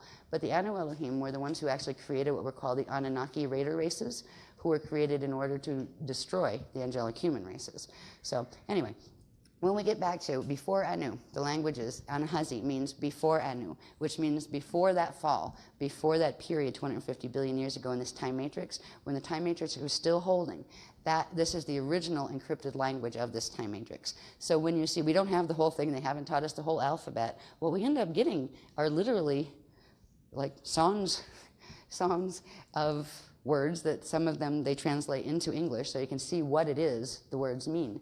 But when the songs are either sung or the what they call commands or requests spoken in the original language, that original language carries all of the frequency bands of this 15-dimensional time matrix. For example, in 15-dimensional time matrix, the first 12 dimensions, you have 12 dimensions, and each dimension has 12 sub-frequency bands within it. So within a 12-dimensional span, there would be 144 sub-frequency bands. Each one of those would be a little vibration encryption.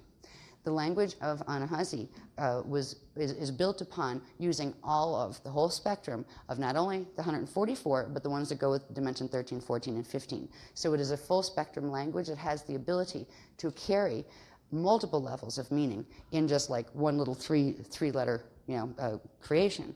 We're taught how to speak them. They'll talk to me and let me hear what they sound like, and then I try to put it. Sometimes you'll see like big A with a line over it, and it's an interesting way of writing it. It's just trying to get down what that sounds like. They're showing me the letters to use, and anyway, you will see these things in songs, And you will find them in various other things. Some of the techniques, like the Crystal River Prayer, uses some of that. You will find some in what are some of my favorite things that they've given, techniques they've given, were the orb calls, what they call the orb calls, commands, where you can call the orb beings in to visit you, the good ones, because orbs can go either way.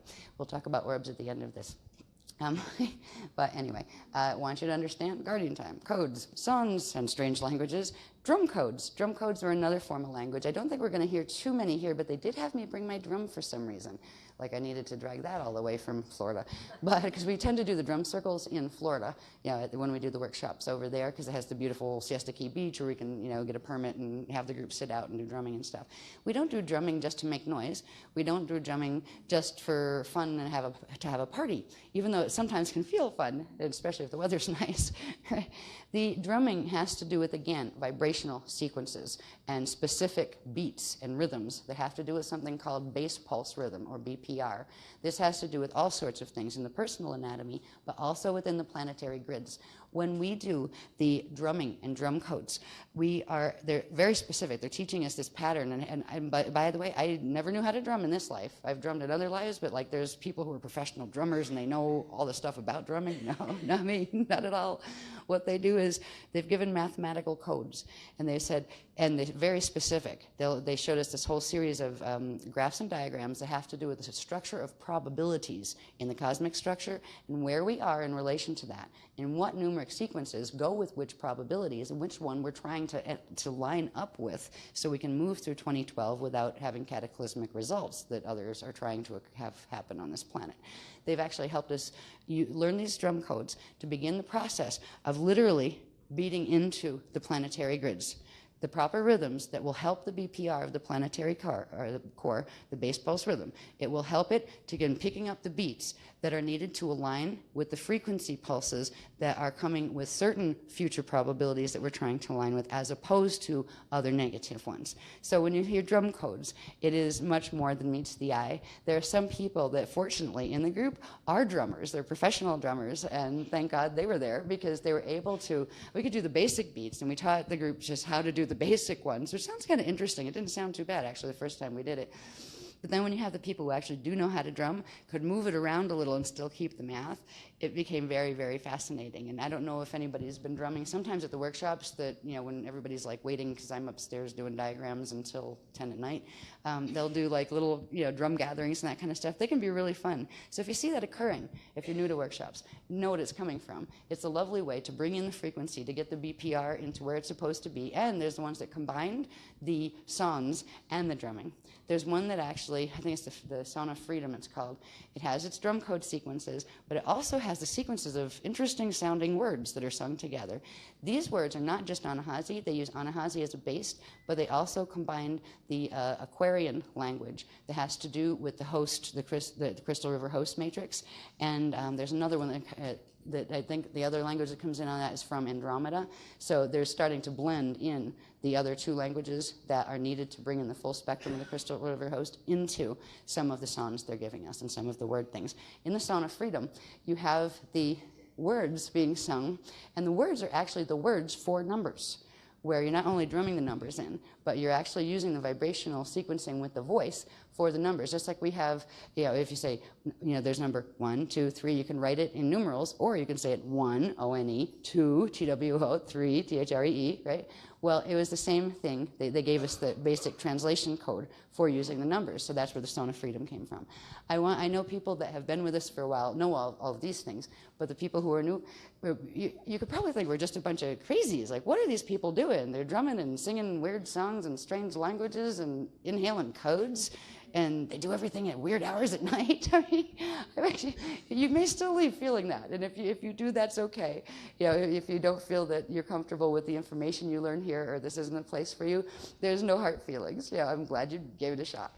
But please understand that before your conscious rational mind that has never experienced a thing like this before goes jumping to conclusions and thinking like, oh, it might be that or it might be that. Know what it is, what you're seeing. So when you see guardian time, when you see codes, when you see songs, when you see drum codes and strange languages, know that there is a logical explanation for these. You might not have heard that logical explanation yet in the world out there, but they're not working with multidimensional physics techniques that have to do with spirituality and consciousness and ascension. So there is a reason for it, and the people who have been around for a while know that that's there, because piece by piece we've learned those things too. So I just wanted to kind of catch you up with it so you don't think we're all a bunch of nuts. Right? Now, sure, I have to pause. The sound. Okay. Take a minute. Okay, I have to pause here for a second because they're going to reset the sound. What does that mean? Reset the sound. We're just trying to clear the channels for you. Okay, just clearing the channels there, huh? No. You're just as worried about Huh? that. Try it. Ooh, hello? Is that all right? You want me to keep speaking? Keep speaking about nothing. Right. Can I shoebop? Shoebop, shoebop, bop, shoebop, bop. Yeah, sound check. Open. Are we all right yet? Open the camera. I want to get to the other sheet. I hope I can. Well, I could hear you fine down there anyway. Well, you know what? There is a level of this I'd like to cover. Why don't we should we take a 5-minute bathroom break? We never do this in an orientation, by the way, but please come back. I have another Mylar that I'd like to share with you and talk about.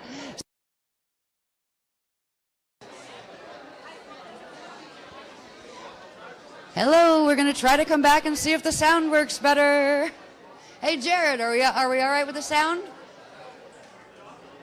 Well, I would like to. Can I continue yet? Yeah, why don't you give him the call to come back in, and whatever it's doing, I'll just work with that. Okay. Whatever the sound is doing, I will just work with that unless there's people who really can't hear me. Can you hear me over there? Okay, because that's the side they were worried about. It was like the speaker was kicking out or something. Okay.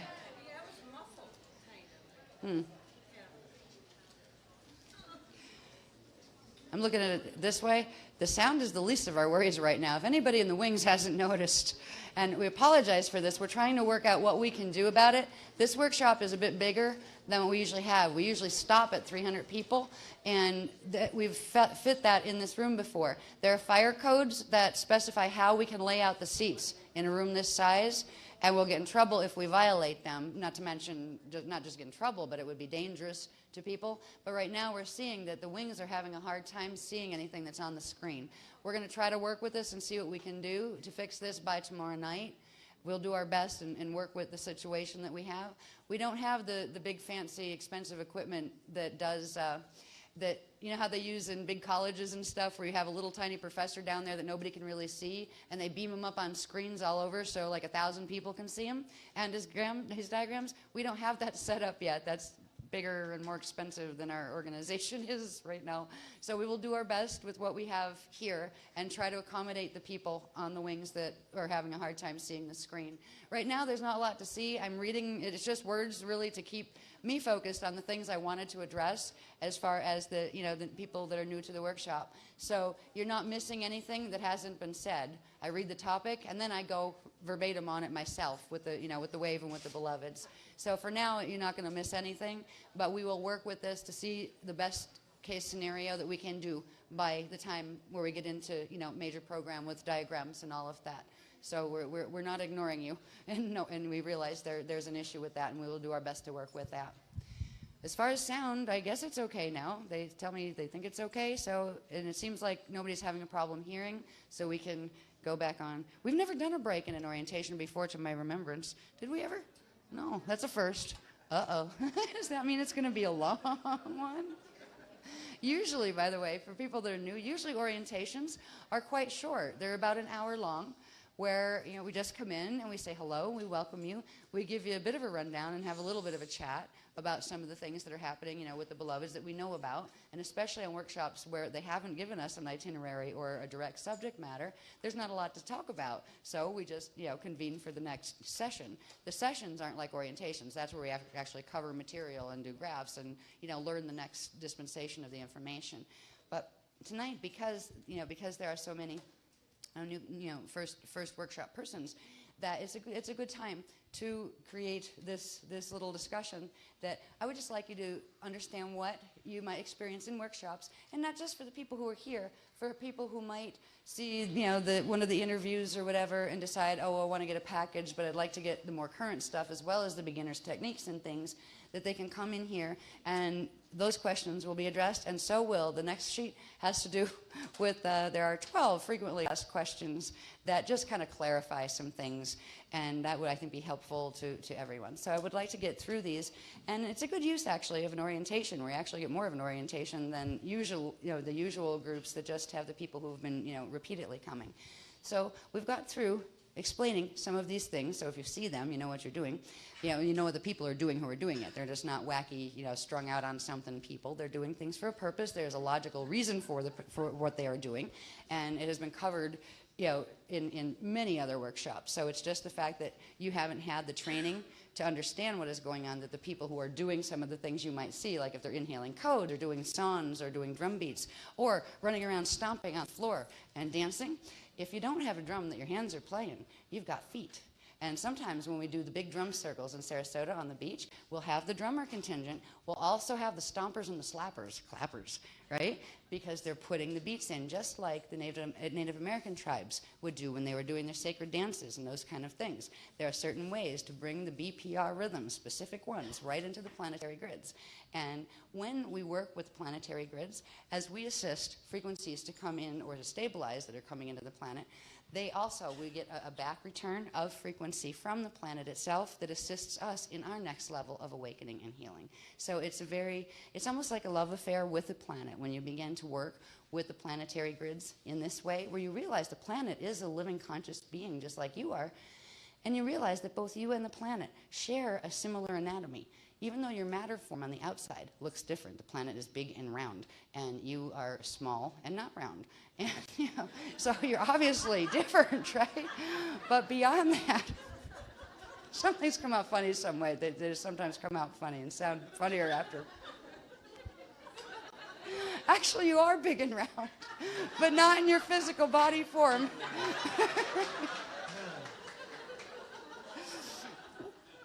Our auric fields, our multidimensional anatomy, the shape of our spirit body, the shape of our light body, the shape of our Rasha bodies, the shape of our Ajay hydroacoustic bodies, the shape of our Jade orb body.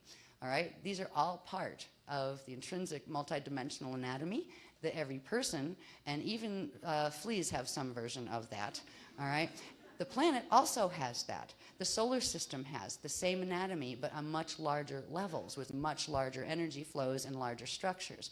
But the base structure of planets, solar systems, galaxies, universes, and cosmoses, plural, is the same shape that we have as our light body, spirit body, anatomy structure. And we are just like the little atom in the middle of that, the little atom made of many, many little atoms that we see when we look in the mirror, we see when we look down at ourselves.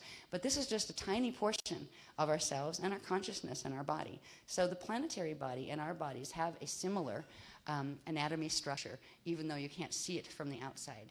It's because we have that similar anatomy structure that we can run frequency together. The planet has chakras just like our bodies have chakras, which are those energy centers, right? We actually have 15 chakras in a natural human anatomy. The planet also has 15 chakras. The planetary chakras are referred to as vortices. All right, so when you hear about the Sedona vortices in Arizona, we're talking about chakras. All right, when you're talking, then not all vortices are chakras. Some are just smaller ones. We've had anatomy classes where we talked about we don't just have 15. We have 15 primary chakras, which are the big ones, but then we have really millions of little tiny chakras that run all over the body. Even atoms have chakras. You know, so there's a lot of these are part of the energy circulation system that we share with the planet, with the solar system, galaxy, universes. Several levels until we get to the cosmos and the cosmos itself. And it is an open circulation of primal life force currents and what are called primal life source currents and core currents that when they circulate between the macrocosm of the cosmos and the microcosmic aspects of it, little beings running around on planets, little planets floating around suns, little suns floating around inside of galaxies. There's supposed to be an open system of circulation of energy coming in and then energy flowing back out. Energy coming in brings frequency in. It's supposed to stimulate frequency that sends frequency back out. That's called backflow. When backflow comes back to source, out through the cosmos, source sends backflow return, which is another inflow. So it's a constant give and take of energy. It's like a love affair of energy. That is the natural structure of the cosmos. And that is the natural structure of the relationship between any one of us, or the Earth, or the solar system, in relation to God Source. We look at God Source as God Source eternal life creation field.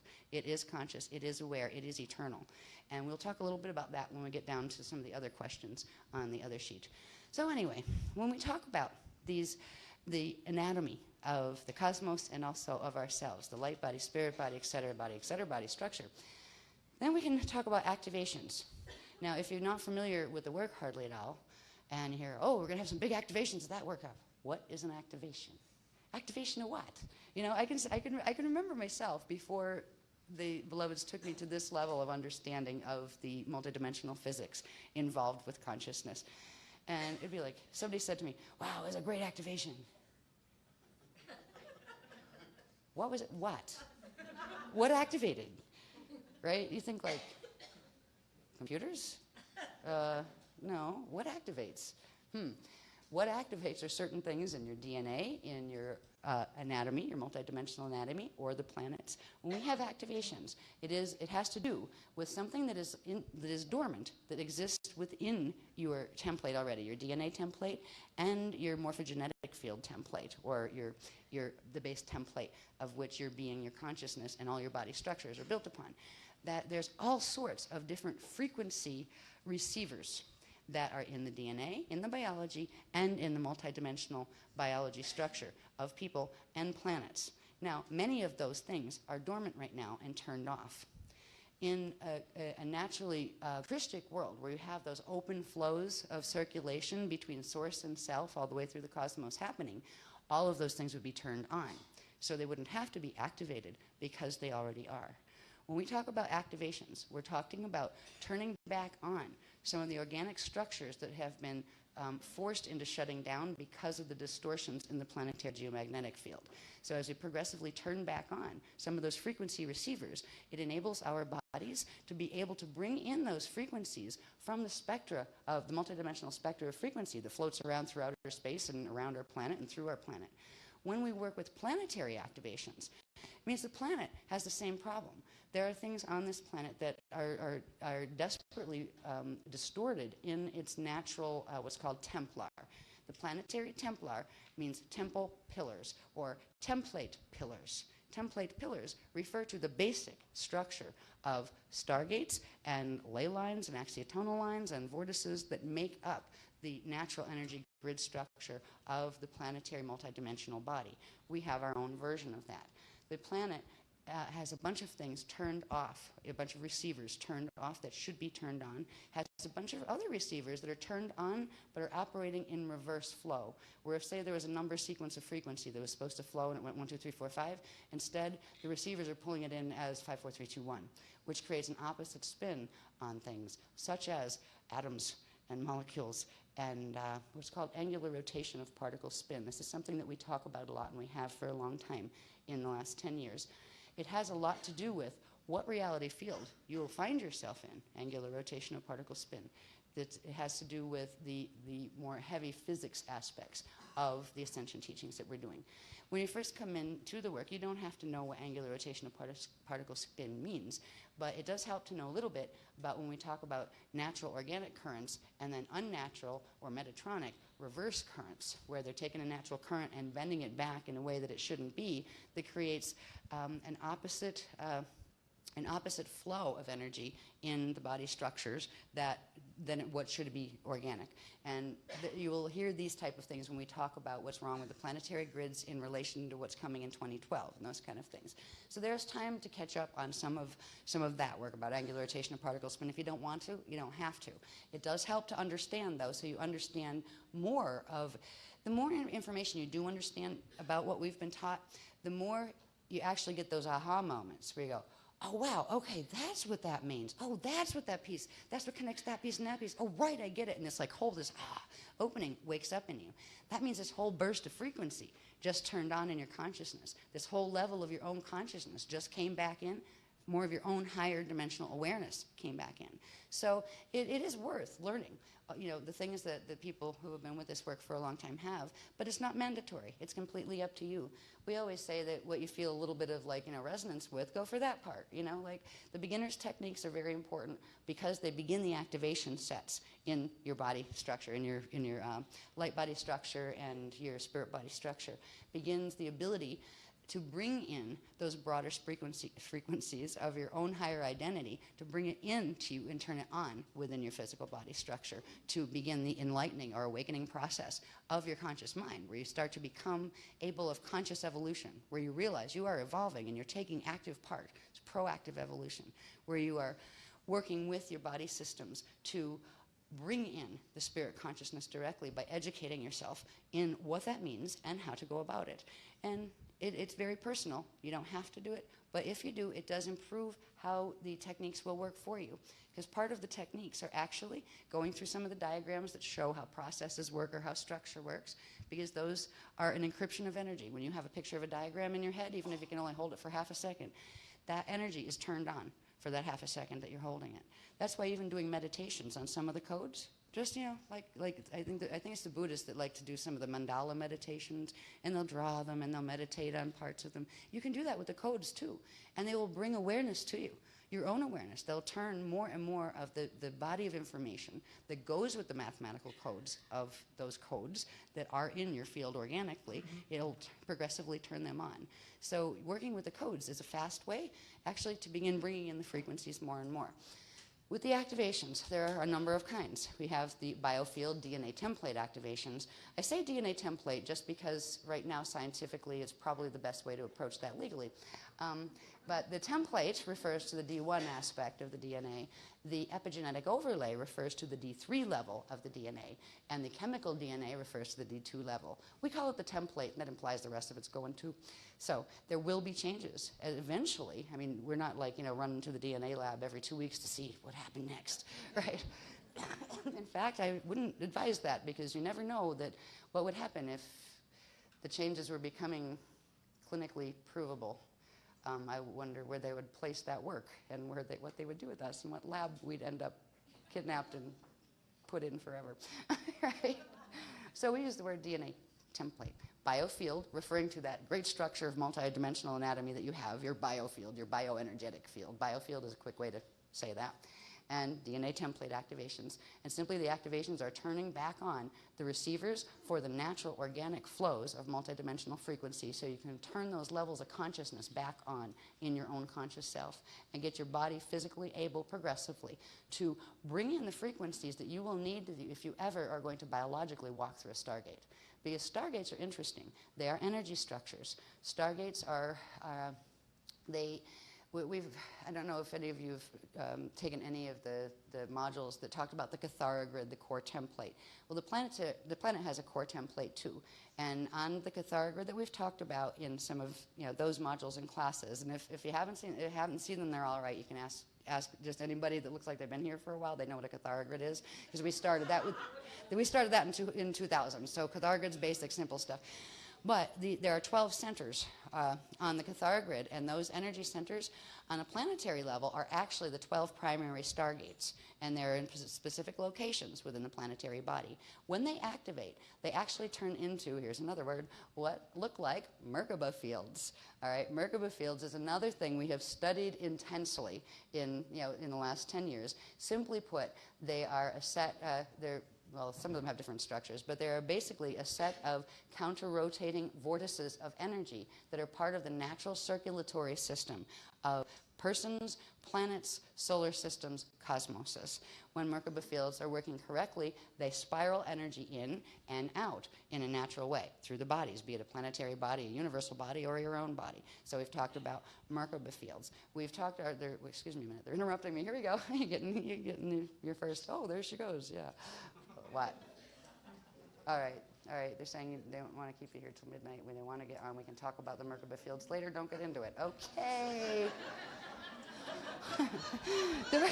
I have a feeling that most of the chuckling on that one is coming from the people who have been here for a while. and who know why this is probably not a good time to get into Merkaba Fields. But if you're coming here as a newcomer and just like from the Camelot interviews or something, you got a good introduction to that, kind of like the hardcore aspect of it really fast, where we talked about Merkaba Fields and how they should work and how they shouldn't work. And I'm just going to leave that at that for this discussion and move on. But anyway, activations, can I say that? All right. Activations not only affect the biofields in the DNA, they also affect the functioning of the Merkaba fields and related parts of the multidimensional anatomy. Okay, they just said, okay, now stop with the Merkaba fields. Yeah, they're doing it lovingly. They don't order me to do stuff. I mean, when I have telepathic communication with them, which is different than the data streaming. The data streaming is, like I said, it's kind of like an email, but it's a bit interactive. I can send a question back, and it'll actually answer it back, but it's different than talking with a person, right? Like live. Just like, you know, getting an email where the person's not there anymore, but they might have sent a few things, like if they ask this question, send that answer back, that kind of thing. It's more automated. Where when I do the workshops, when I'm up on stage, there is at least a cluster of the guardians with me, and they usually hang out right around here, and that's when you will see me dialoguing with them, and that's a telepathic conversation, where it's just like, you know, and do I hear them in my head? No. I feel them. I feel the conversation. It's not about hearing. The ears don't hear it. The only time they will turn on a bit of hearing with any of that is when they need me to hear specific sound tones when they're giving some of the music. Then they will, like, literally, it's like, whoa, hearing chorus in my head. And sometimes they'll actually put it outside where they hear it through the electricals, like the bathroom fan or the refrigerator hum. They'll actually ride the electrical current with certain songs, and you can actually hear choruses sometimes come out of them. If you ever get this effect, it's not your imagination. The beloveds are using the electrical systems of the planet sometimes, even a motor hum sometimes. And they will sometimes play music for you. Sometimes it's like activation music. Other times it's just to let you know they're there, so you feel comforted or so you feel like you're not alone. I remember the one time where I thought it was hilarious, because I'm used to them doing this for a long time. Sometimes they'll actually come through and like give you 3 songs in a row on the radio that have a bit of a message for you, right? And there's just a feel to it where you go, oh, was that? Should I listen to the next 3? And you'll get kind of like, yeah, okay. But sometimes even they'll like move with you with songs. A lot of times it sounds like chorus stuff, like church music, you know, that kind of stuff. Lots of arias, and it's wonderful. It's really beautiful. It kind of makes your hair stand up, and you're going to go, oh, yeah, it feels good. But every once in a while, they'll do something funny just to let you know they're there and hanging out and nothing big's happening. They're not, like, trying to, you know, help you with any big activation. And they'll, like, turn on, like, the country music channel. And I'm nothing against country music. I'm not a country music fan. I don't hate it, but it's not my type of music. But they'll just do something funny like that. And you'll just hear it, like, around your head, not in your head. And then you're going to go, is that you? And they're going to go, you can feel the grin, even though you don't like to see their face. And then they'll shut it off if you ask them to, you know, that kind of thing. So when subtle contact starts in funny ways sometimes, if you're just working with the work, there are techniques that we've progressively used to open up direct contact so everybody can begin interacting with the guardians in a safe way themselves. And it depends on your own gene code and what levels of awareness you yourself have activated and how much safety you're actually carrying in your own field, how long it will take before you can get telepathic open rapport with them. Because some people have interference from whatever their genetic code was, brought in some interference from the other side, and you can get ones pretending they're guardians that aren't guardians and that kind of stuff. So there are some people will get really fast where they can hear the guardians and they can even see them sometimes. Other people will work with techniques and it'll take them years before they can actually have enough safety built in their fields where it's safe for the guardians to help them open those conduits of communication. So it's very personal with that. But even if you don't get immediate interaction with them, just know they're there if you want them to be. They'll go away if you don't want them there. They don't track you. They're not stalkers. But they will come if you care about the work, and about thinking there might be something in the work that could help you with whatever your next level of where you want to go in your evolution is. They will listen to your request. They're not judgmental. They're not like, the old priests and nuns, they're going to like smack you over the hand for using the wrong hand to draw a picture. They're not coming from that space at all. It is a very loving and gentle type of relationship. They are there. If you would like assistance, they will back off, and you do need to ask them to come. Like ask and you shall receive, because they won't impose themselves on you, that kind of thing.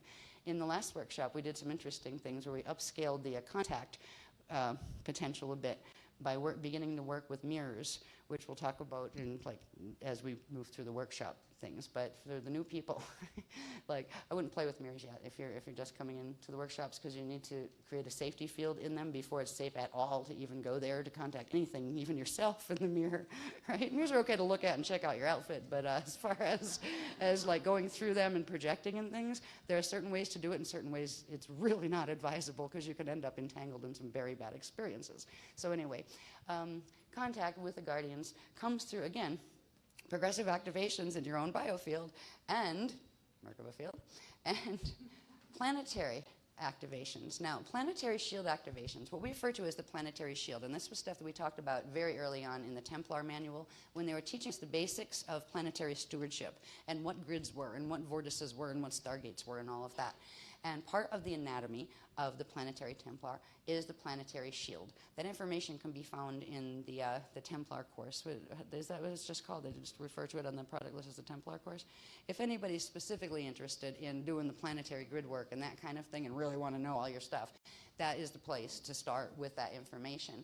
But in simple terms, just like I described a shield here, that when a group assembles, every being in that shield is a unique energy signature of living energy. And when they come together, they form a shield of living energy made of all of the individuals. And that shield actually holds a specific geometric configuration even before you start to work with that consciously. Well, the planetary shield is a similar thing. It's a large but planetary level disk formation. And actually it has a spherical counterpart that connects into the disk. But the main thing we call the shield is it's a horizontal disk that is made of many, many different, if you look at it, it kind of looks like, if you look at the chandelier bits here, we have all the little crystals and each one shining a little bit. It's kind of like that effect, but it's a flat disk, like made of the little shining crystals. The information on the discs the shield discs, the shields have to do with the circulation of energy. They has to do with things called aparti that are the receivers for bringing in the frequencies from the multidimensional spectrum, etc. So that's a part of the anatomy. It's also covered on the personal level in Kathara 2.3, I think, in the Kathara 2.3 manual, and introduced a bit, I think, in Kathara 1 as well. So when we talk about shield activations, the planet normally has its own shield, just like people do, just like any form actually has its own shield. It's part of the morphogenetic template. What we refer to here, the Aquiferian shield. The Aquiferian shield has to do with the specific shield that, or cluster of beings on this planet that are connected directly to the Crystal River host. They are beings who are descendants from a certain line of angelic humans that were gifted with the codes to what is called the Spanner Gates. Back in, I think, period was between the last period that gift of those codes was given to certain family lines in the human line. Was between 13,400 BC and 10,500 BC. So there are people alive on the planet, and that is when I had said before that even if you showed up here and just even if you wanted to be the antagonist or whatever and just like don't believe in this stuff and just want to prove how wrong it is, if you showed up here, there is a reason. There's that little vibration I talked about that drew you into where you even knew this knowledge existed, right, and got you far enough where you actually came in the door.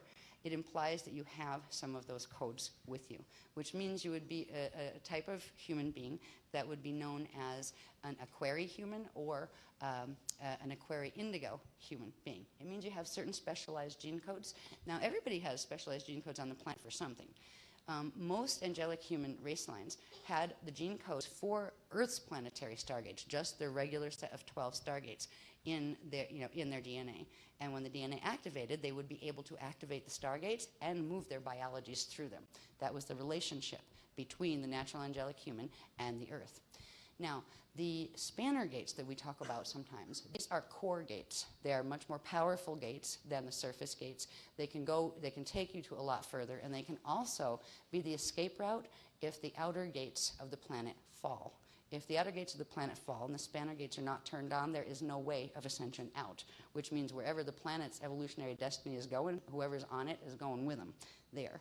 The Spanner gates have been activated because the Earth, its natural stargates that are referred to as the Halls of Amente stargates have crashed. They are now under Metatronic control, and they would not take you into ascension realms anymore. They would actually ensnare you into black hole fall systems. So the Spanner gates are activated as part of the Crystal River host, and the Crystal River host is something that the paperwork that I at least try to get this much for everybody is that chronology I talked about, where we went back and added a bit more of information, including the stuff that was covered in the 12 tribes classes. This will help the people that have no knowledge of what's an aquafarian or what's the Crystal River Host or what's the Tri-Matrix Crystal River Host Cooperative, right? Who are these people, right? There will be enough written definition material in that. I'll warn you, it's in 10-point type. Just, because there's a lot. I think we're in like 32 pages so far or something. But it will give you an idea of the progression of the drama. A lot of it will be like over your head, activating this, activating that, this guy's doing this. But there will be certain sections that have the definitions. So it will explain to you who the aquafarians are, what the Crystal River Host is. So you can get a catch-up on that without me having to take 2 more days just to talk to you about those things that, that everybody else that comes to the workshop that already knows that stuff would be like bored to death with. So it's a way to get the information to you, quickly, where you can get a summary of what we're dealing with here.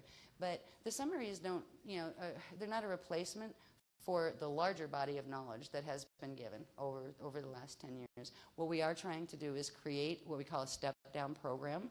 The beginning of this will be the beginner's leap that we're working with this workshop, where we'll have this bit of orientation to give a bit of orientation.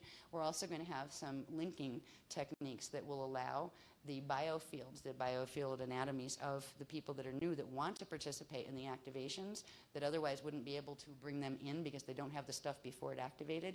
They're going to give some kind of linking sequence for people who want to do that.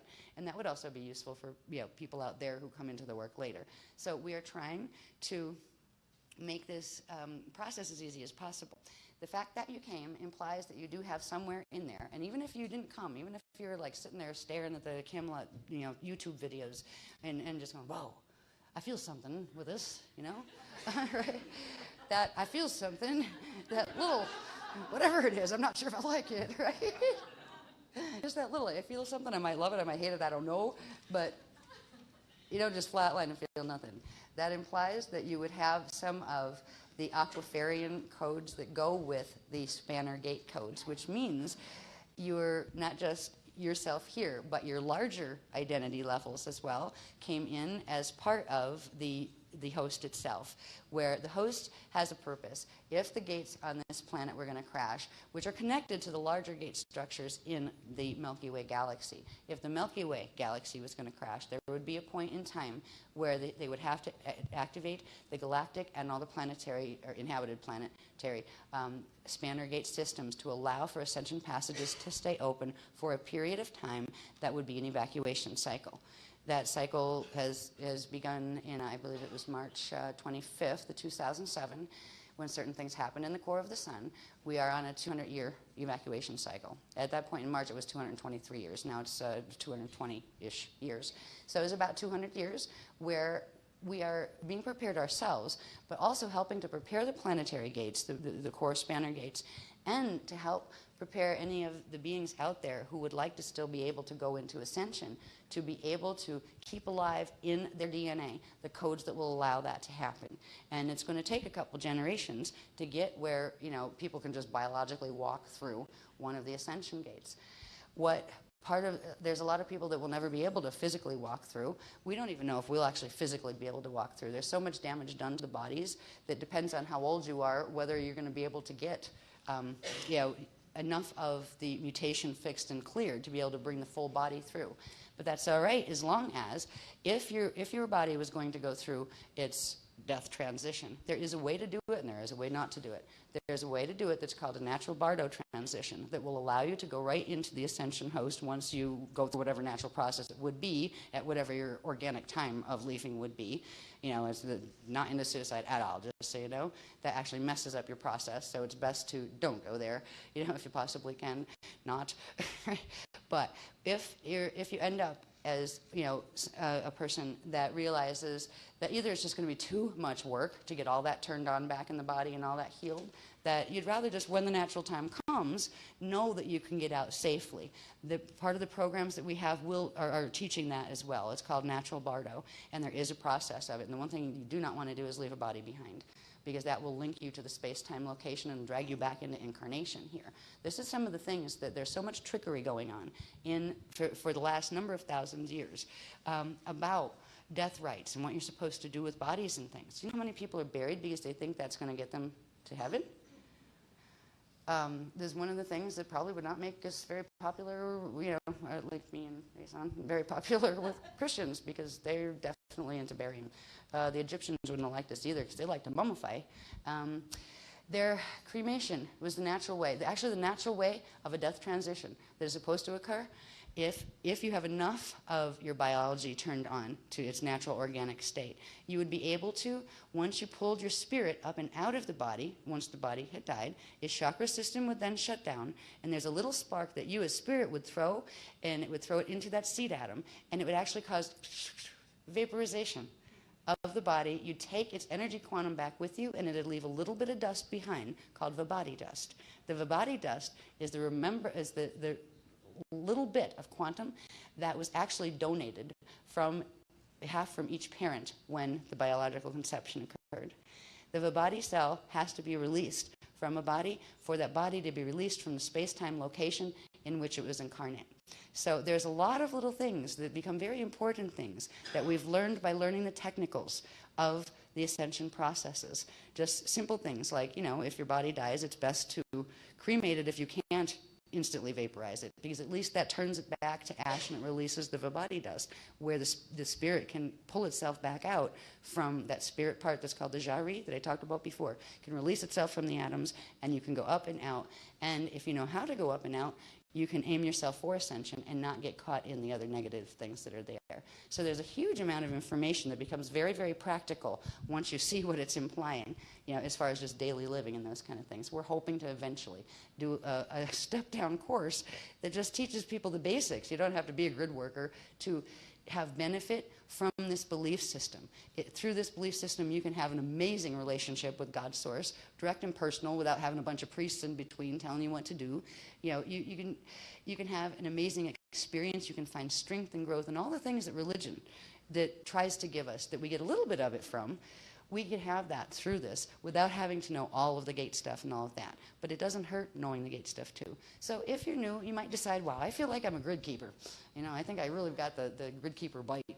Well, that's always the more intensive course where you do need to learn a lot of the details and that kind of stuff. But you can say, I just feel like, wow, maybe I can make a better connection with myself and my higher self and with source and that kind of stuff. And that's good enough for me. You can do that here too.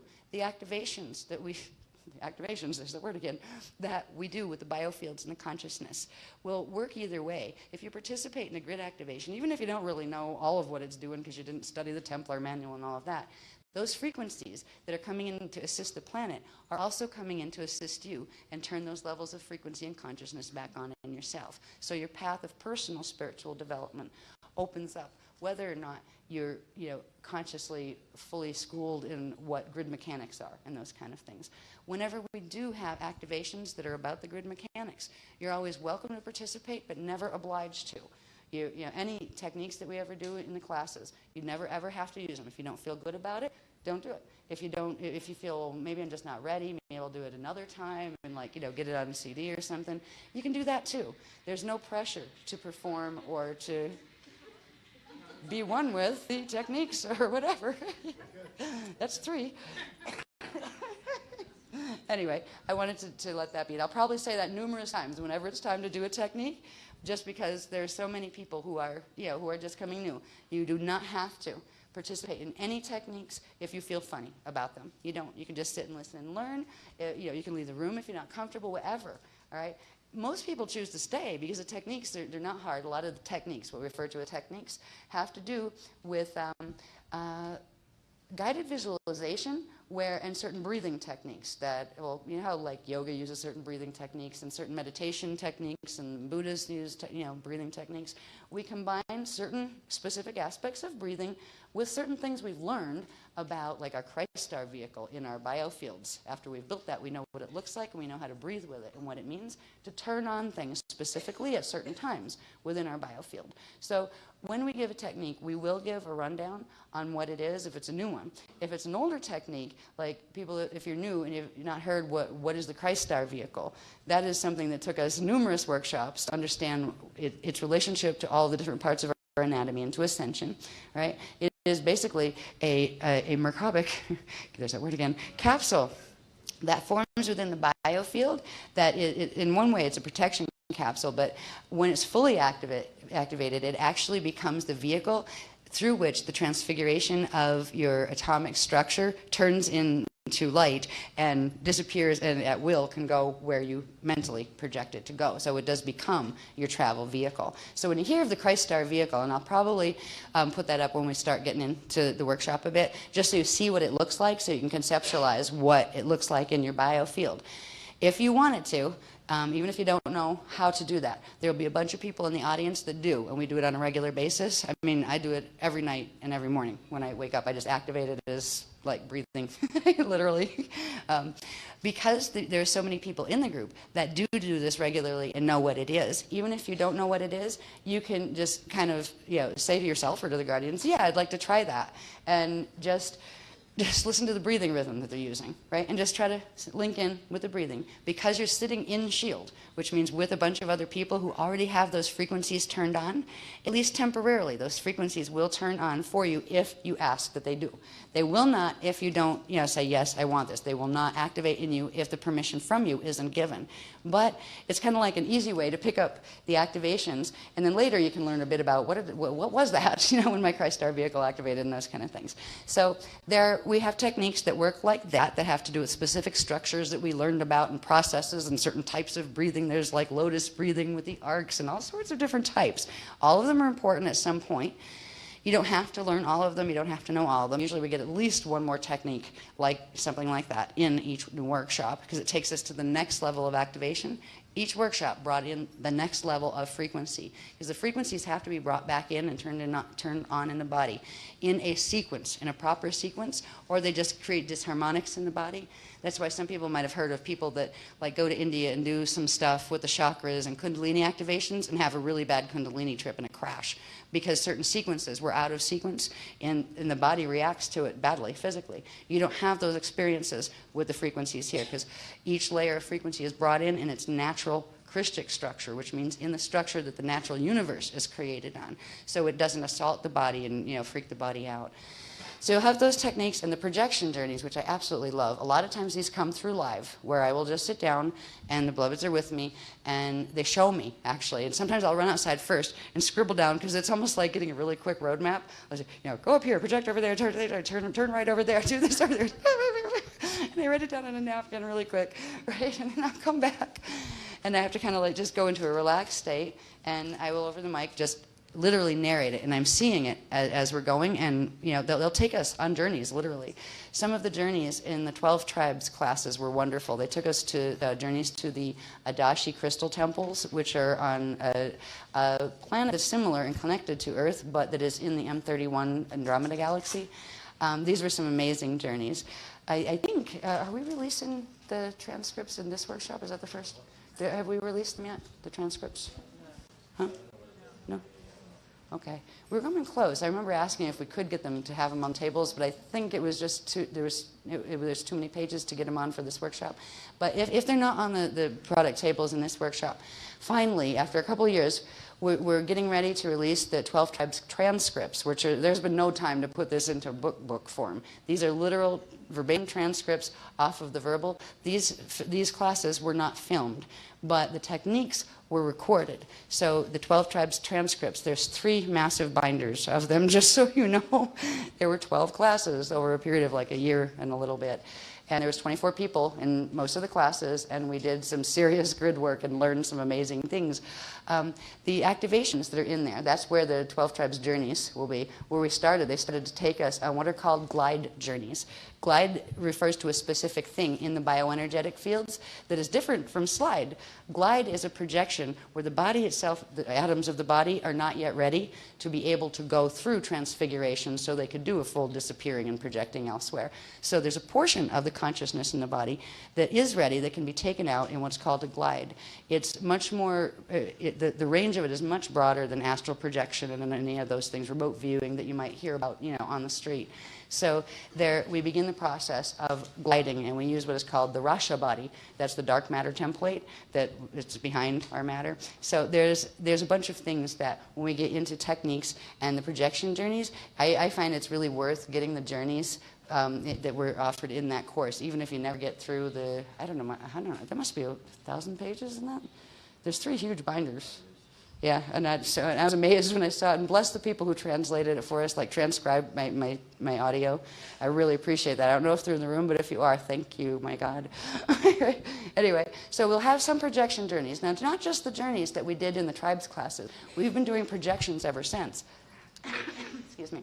And the glide projections, again, are using a portion of the consciousness that has been transmuted enough, or the light quotient that has been transmuted enough to ride with the Rasha body, dark matter template, and literally move out while you're staying conscious in this body, but traveling to various areas.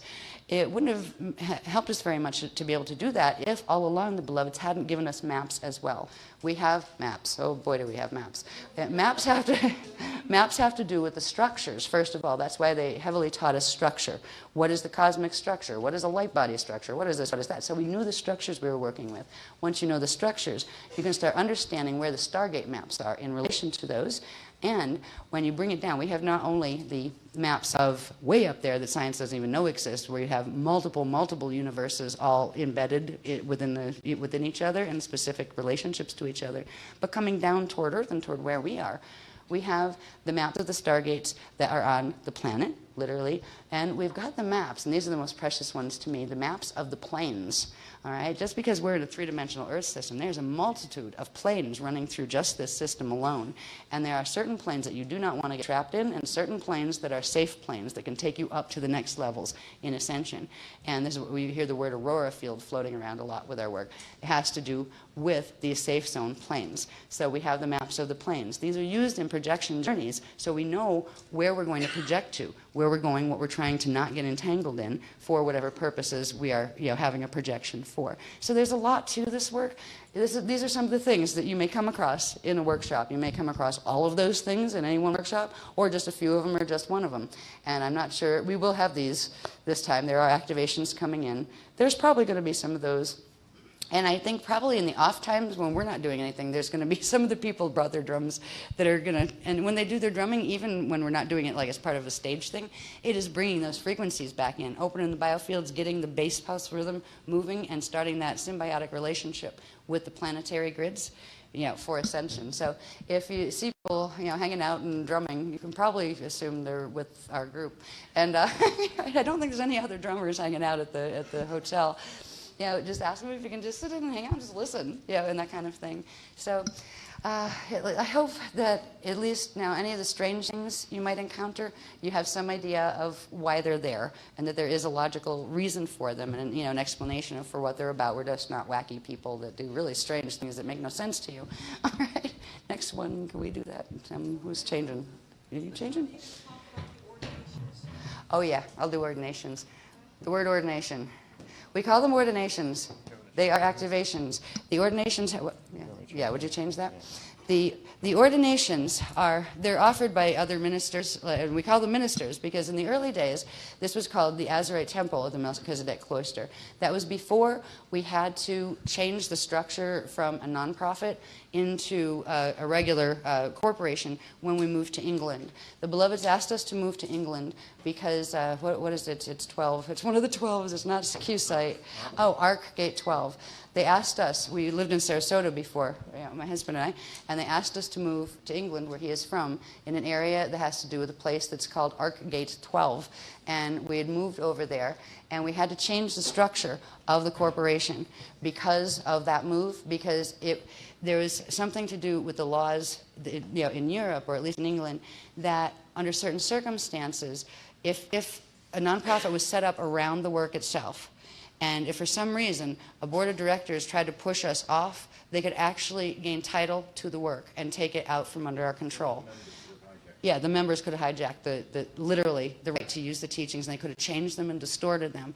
And one of the commissions that I have when I first started, and that when Asan got on as speaker 2 in MAC 2, is we have a protection agreement to protect this work as much as possible in the 3D arena from being manipulated and destroyed in ways that it could hurt other people. Where if you took some of the techniques and changed them too severely, they could actually do something else. You know, if somebody got control of the work, they could put right into our Merkaba stuff, you know, like right into, oh, and here, and then just go do this with it, and plug right in the Daisy of Death Merkaba twisted stuff right into it. So the reasons why we do uphold copyrights, we will let people know if they're violating them.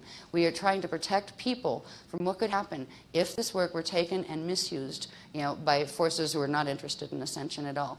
And part of that is why we changed from, and we had just gotten the, you know, the approval, the government approval that they approved us as a nonprofit, a church, basically a temple. And then it changed, and we had to move to England, and we started as a press, where it was an educational, facility, and that's how we run it now. Now, the ordinations, the Beloved gave us literally the structures of how they work, what they are, the purpose of them. We have a little booklet that's about the minister's handbook, I think it's called, and it's not very expensive. It's on the product list. It explains what they are and how to do them. Once you receive a certain ordination, sometimes the Beloveds will send frequency waves down for a group that wants an ordination, like a group one, and they will just send the frequencies through, and they turn on certain levels of frequencies that you already have dormant in your own biofields and in your own DNA. All right? Certain ones that allow you to run more energy than you would otherwise. Some ones that allow you to, it's almost like, it's not a path where you have to like take a vow or anything like that, or, sell your soul to anybody. It's not like that. But it's saying that you would like to have the higher level of activation of yourself, to bring in a higher level of consciousness that goes with it. And they offered us the opportunity, the first of us was like the three speakers, to be what were called ministers. They simply just called them ministers. There's a couple layers in the Melchizedek Cloister Emerald Order ministry that, that you can get the ordinations for. The ordinations are simply energy transmissions. Now, once a person receives from the Beloveds, and I had my ordinations where I went through all of the layers of them and became what was called an Eckhar. That is one who has had all the ordination levels. It means those frequencies have been turned on in my body. It means my body is then able to transmit those specific frequencies of the ordination to other people who choose to have it, if they want to have it. So the ministers, it's not like you have to take some freaky vow or anything like that. It's about saying, okay, I'd like to have this activation, these frequencies activated in my field. If you ever decide you don't want them activated, you just can say, I rescind it, I don't want it, and it will shut off, because there's nothing violation about this stuff. We're the ones that expose the other people who are trying to do these sneaky violations and have you spin your Merkabas the wrong way and all of that stuff. So, it is a very safe process. There are a bunch of ministers. There's tons of us now, I think. I don't know how many. Who chose that, they know this work means a lot to them and this is the way of life they want. They know there's certain protection frequencies that will come in with the activations of the ministerial codes, which it literally kind of gives you a protection buffer from some of the other things, that are not, like some of the FA force that is messing on the planet and that kind of thing. So there are groups of ministers that will offer them, and we usually don't do them on stage or anything like that anymore, but there's enough ministers that tend to come to the workshops that they offer at a certain time the whatever level of ordination that they're transmitting for anybody who wants to show up, and they're completely free. They're not anything you have to pay for or sign anything or whatever. So just so you know, when you hear of those, it just means it's kind of like an entry-level spiritual commitment to yourself, where you're saying, okay, I'm going to try this. I'm going to try to to understand what it feels like to hold these Christic frequencies. Some people, once they've moved through the levels of ordination, they start to feel a huge love just for the Beloveds in general and for the gift of having the information on the planet. Just like a minister would, in a different church or whatever, a priest might feel a calling. Some people feel a calling where they know that they've waited a long time for this because they were ministers before in other lifetimes. So if you feel like you're interested, you can come. If you feel like you just want to come to watch, you can do that too. And if you do want to receive one when they're giving them, because there's some of the ministers, they'll let you know what time they give them, because they're not in conjunction directly with the workshops. They're when I'm up doing graphs and stuff, they use the time to offer those. Sometimes, once in a while, we will do them like on a grid site or something. We've had some beautiful ones, like when we've traveled to other countries and like in the ocean and that kind of stuff. But the Beloveds don't always do that, where they run a mass wave through. And right now, we're still just working with the ministers who have received their ordination. So if you want them, they'll let you know when they're going to be available for that. And what's really nice is the ministry, if you could call it that, because it started as a ministry, but not a dogmatic one in that regard. They not only had ordinations, but they also gave us the Hana rites, which were the marriage rites that were used by the Christians and in the ancient Atlantean and Lemurian periods, and also that are used in other places, ascension places, that are the marriage rites, baptismal rites for adults and children. They were giving us the beginnings of the core of the spiritual body of teachings. We would have continued with that if it hadn't been really for what occurred in in the year 2000 in September, where there were certain agreements with certain groups on planet, and not on the physical level. These were groups that decided they wanted to be fallen angelic instead of cooperate with the Ascension program, and they issued an edict of war against the Guardians, not just our Guardians, but just Christians in general, and they tried to take over the planetary grids, and we have been working to stand with the Christians to keep those grids open and safe ever since that period of time. It would have been, the teachings would not have had to expose all of the Metatronic information if it hadn't been for that breaking of a treaty. The treaty had been called the Treaty of Altair, and these certain groups had made that agreement with the Guardians that we would all work cooperatively, move through the ascension cycle together, everybody's going to be happy, happy, unity, love, joy, oh yeah. They turned on us and tried to take over the Templar. Once that occurred, it was necessary step by step for the beloveds to introduce the information that exposed the trickery that was going down, that let people see the difference between, first of all, Merkabas that'll hurt you and Merkabas that won't, the Christic ones and the not Christic ones, and to progressively let us become aware of what drama was unfolding on this planet. So at that point, there wasn't as much time left to go develop the light, love, joy, happy, happy, fun stuff of, bringing the presence. It's not creating a new spiritual system on the earth. It's reawakening one that used to be the main one in the Atlantean and Lemurian periods. This is just bringing back what was taken away here. So when you hear about ministers and things and the ordinations are frequency transmissions that accelerate the process of your own biofield activations. You're free to take them, you're free not to take them, whatever you want to do with it. And eventually we will be bringing back the rest of the teachings that go with the bits that we were given on the ministry. And there's a book that is called the Book of Calais that before I'm allowed to leave this planet, they tell me, I have an obligation to translate that. That's not going to be yet. First I've got to get through the book. It was supposed to be written by the end of summer. That was before, by the way, they told me that we had to move house again. Right? They tell us when we need to move because we've been progressively moving houses and in order to secure certain grid sites, and then we do stuff that the beloveds asked us to do to change frequency, so we end up renovating stuff like change the door and move it over there on that grid instead of this one, etc., to change the energy signature of the house or whatever that they had us get. By the time we're done renovating it, it's time to move again. That's what we've been doing this for 6 years now, and it's crazy. You just never get, the dust never settles and that kind of thing. Anyway, I want to get through these as quick as I can. I will probably come back to these, I think, and answer them in more detail, but because we're going to be here forever. If I go this long on the sheet before, we're going to be here till 3 in the morning. I think I will do this way. These are some very good questions, and they're worth everybody taking a look at and hearing the answers the way the beloveds would like it to be understood. I think I'll just read the questions now, and we will address them when we come in first in the main session tomorrow. We've already been warned that the main session tomorrow, please, yes, will start at 10 p.m. because I have no idea what the program is yet. They're going to give it to me when I wake up in the morning, and that will probably run till 4 or 5 in the morning. Now we do have, there's the grid work day that's on Monday when some of us, not everybody chose to go because it was an option. Most did though? All right, so we do have a bus trip on Monday, most of us. So I'll try not to keep you up all night on Sunday so you get some sleep before you have to go on the buses on Monday down to Tucson to see the Biosphere 2. That is a grid work project, by the way, if you haven't figured that out. Yes, we're bringing light, love, and joy to the grids at the Biosphere 2. We'll learn more about that before we go. So I'll just read these questions really quick this time. And then I will answer these in a way that the beloveds would like those answers to be heard as the start of the next session. Now, some frequently asked questions about the MCEO Freedom Teachings. One are, who are the Guardians? And these are my little notes to myself. It has to do with the Christ, our eternal life creation cycles and the Yuga charts. All right, that's, if I go back there, I know how to answer that, like how to start that. That is a huge answer. It'll probably, I don't know if I'll have time to do the chart that actually tracks it from the time when the Voyagers books were given to all the mission upgrades and the up steps. They call them council up steps. We've been progressively going through up steps in councils, where if we started at councils that say we're working with just the first 15-dimensional matrix, we've gone way up above in councils that are working in all sorts of larger aspects of cosmic level of creation. So that is best, that's a question I can answer best by going to a particular diagram and this kind of thing. So we'll do that.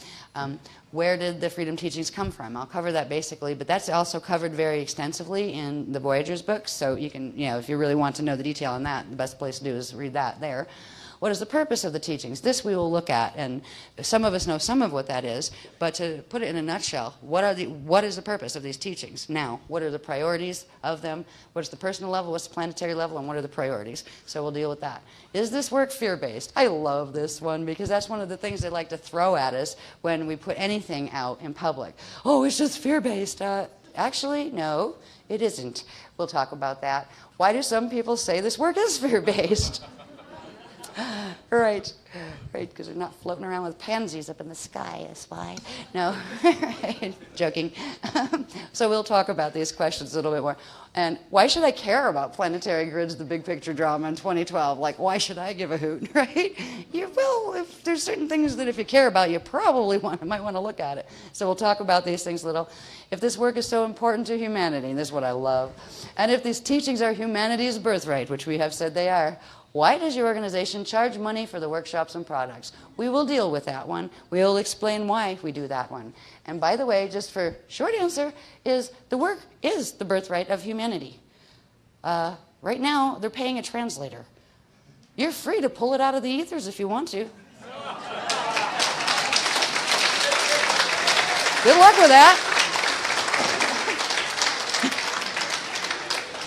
And if you do, I suggest buying a lot of whiteout and black pens and paper first, right? For the graphs, all right? But anyway, we'll get into that because that's another thing that, and usually when you have rabble-rousers that like to go try to slander, me, they go after me in order to get people to not look at the work. Because the work, they can't actually touch it. It makes enough sense that whatever they're trying to throw to discredit it, it's very difficult to discredit the work itself. So they go after me. They try to make up stuff about me. They try to make up stuff about the organization. They try to say it's just about money, la-di-da-di-da, just so you don't look at the work and compare it to what else is out there. So anyway, it would be really nice if we could go in and say, hi, Doubletree, we want to bring 300 people in, and we're grid workers, and of course that'll be free, right? And you'll feed us, and they'll give us all rooms to sleep in. Sure, right. Yeah. Or, gee, there's a house over there that's on the grids. The beloveds want to secure those grids. We got to go buy it now. We're going to knock on the door, ask the owners, do you mind moving? God said we need to live here. Yeah, right. Why? Do we charge for the translation of the knowledge? Shall I work at, like, one of those marts somewhere for minimum wage in the daytime and try to get the rest of this done in the night? Yeah, I mean, seriously. There's slander techniques that they're using to try to get most people in the public to not even consider what is being said by the teachings. They shoot the messenger so the message doesn't get heard. So just so you know, especially if you're new, and you watch garbage fly, whenever any bits about the work or me or us end up in like the public things, that's why we stay off my face and all those things. You know what I mean, my face, right? That's a combination of the two. Yeah, at least for now, we stay off those. MySpace and Facebook. Yeah, my face. Sometimes these Freudian slips are really funny. I find them and I kind of go, oh, yeah, okay. Well, my face. Yeah, okay. We'll look at this one too. Is this movement a cult? Oh, you're a cult. We've heard people say that too. That's interesting. I had to look up the word, actually. I looked up the word, and I said, well, I guess you could call us that as long as you could call the Catholic Church the same thing, and, synagogues and Buddhism. And in that sense, I suppose we probably are. But in the sense that's usually meant, which isn't about that, You know, I mean, you don't see people going around calling the Catholic Church a cult unless they're really upset with them, right? They call them a spiritual organization, a highly respected one. We are a spiritual organization, right? Yes. However, the cult stuff has to do with mind control stuff. It has to do with disempowering people, taking their power away from them, taking money. Sometimes they have to like sign over all their worldly goods and the whole bit and they'll be saved and that kind of stuff. No, we do not fit that at all. In fact, we do the opposite of what cults do. Cults try to disempower people by taking their power away from them and having them project it onto a figure outside of themselves. What we do is give you the teachings back that teach you how to never have to do that again, where you can go directly to source through your own relationship with it at the rate that you want to in the way you want to. So as far as that, I don't believe we qualify. But people still throw slander, whatever. Does it support a belief in science or God? Yes, in both. If God, what God? We'll talk about that because that gets into some of the subject matter that I only know one little word about that has to do with the new information that's going to be brought in with this workshop. And there's one word. I asked them, please, just give me a clue, a hint, just like a little bit about what exactly is the subject matter. And they said a word, Aya. And I went, Aya what? I said, just Aya. I said, what is Aya? They said, you'll see. So anyway, this has to do with the answer to this question, where we talk about certain things that once we get through talking about those certain things and like reminding ourselves for the ones who have been with us for a while, but expanding on that, we're going to start to understand where that word goes and what it has to do with certain levels of activation that have to do with levels that we're going to be able to open in our consciousness through the activations of this workshop. So it's just like a code word at the moment. And it goes with, well, with the last workshop, we had the YAS and stuff. We had the world of Waz. Now we're getting the world of Oz. And again, when it goes back to, we don't have this up that shows strange languages, right? Remember, the words and the syllables in these languages are there for a purpose. They hold a specific set of multi-layer encryptions in them. So when you hear strange words and new words, they do have a meaning, and they have a meaning in frequency and vibration. So after a while, if you decide you want to hang out and stay with us and come to workshops and stuff, it gets to be funny because there's this like off in Wah Wah land, right? And that actually means something once you know what the Land of Wah workshop was about and how we were actually able to project into mirrors and things like that. So anyway, when you hear strange words, just realize there will be an explanation for them. There might already be one out there, and some people might know it and you just don't know it yet, or there might be new ones like the word Aya. So, Aya, tomorrow.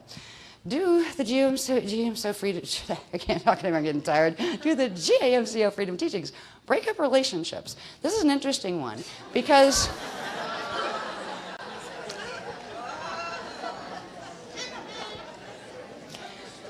first part of the answer, I might answer that one tonight after that response. First part of the answer is not intentionally.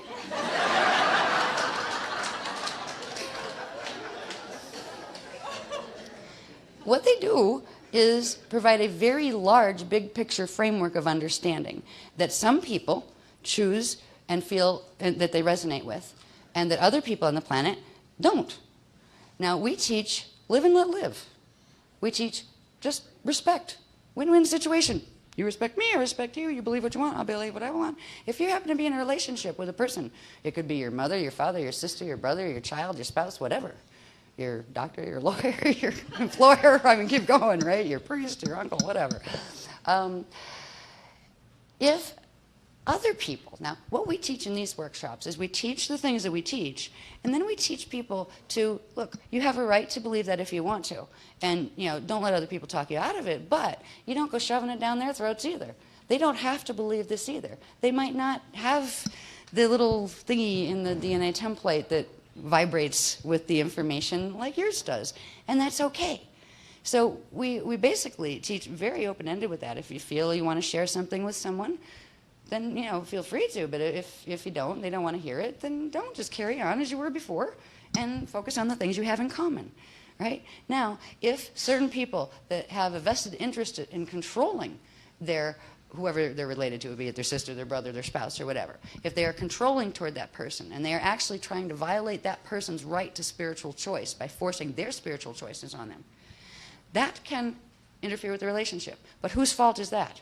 Is that the work doing it? No. Is it the person in the work doing it? No.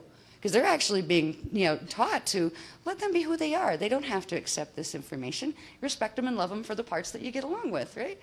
It's the other sides that are saying, no, you can't, no, you shouldn't, no, you have to change, you have to be the way I want you to. Who's forcing what on who here? So if relationships do get a bit strained, it has to do with the control issue that actually a person deciding to stand in the Christic work is saying, I have the right to stand in this work, and I will, and I don't even have to talk to you about it at all. But if they're still getting flack, it's not the work that is separating. The work is exposing a power problem. An imbalance in a relationship where somebody's actually trying to violate the rights of free will choice and spiritual choice of another person by dragging them back into what they thought they were before. Now, sometimes it's because the other persons just feel threatened by it. The person they loved and were part of and they're dependent on is changing. And that can be scary. If they change, they might go away, right? But maybe they won't. If you change with them, if people, just in the general world who don't think about these things much, they just get clingy or demanding and that kind of stuff, which pushes the other person away. They can just realize that if you let a person grow spiritually, let them be who they are. If they want to go to workshops, let them. Don't give them a hard time.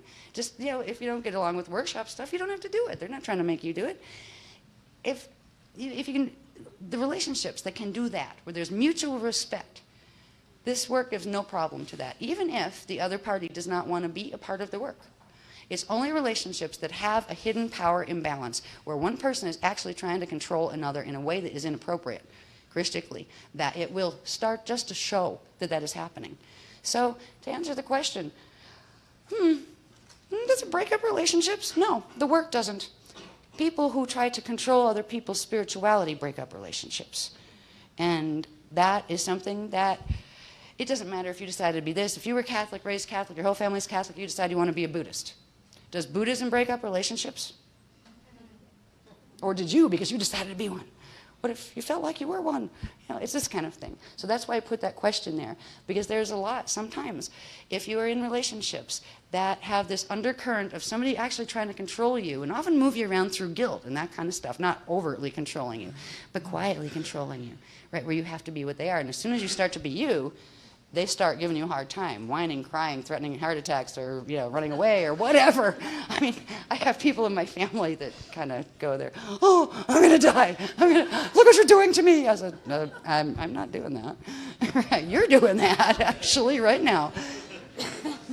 So the work will help just in the persons who choose to grow with the ideas here. It will help you find a sense of personal self-sovereignty in yourself that will make you be able to see sometimes the ways you've been manipulated in the past by other beings or organizations, and realize that you have a choice that you don't have to be manipulated that way. So as you find more of your own personal freedom, these are the freedom teachings. They're meant to help you set yourself free. And you decide you want to be free, and you're starting to see, wow, that relationship's manipulating me, isn't it?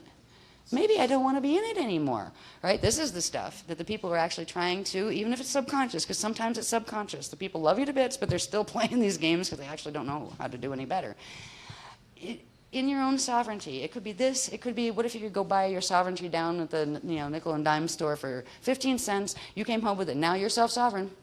Do you think that you have the token, you're self-sovereign, now that's going to give, even if it was a token that you bought for 15 cents, but if it gave you that power to say, I think I'm going to choose differently because I'm honoring my feelings, and I feel this, and now I'm thinking about it, and I love you very much, but I really don't really choose to do what you're asking me to do. Now, is it the 15-cent token that breaks up relationships? No.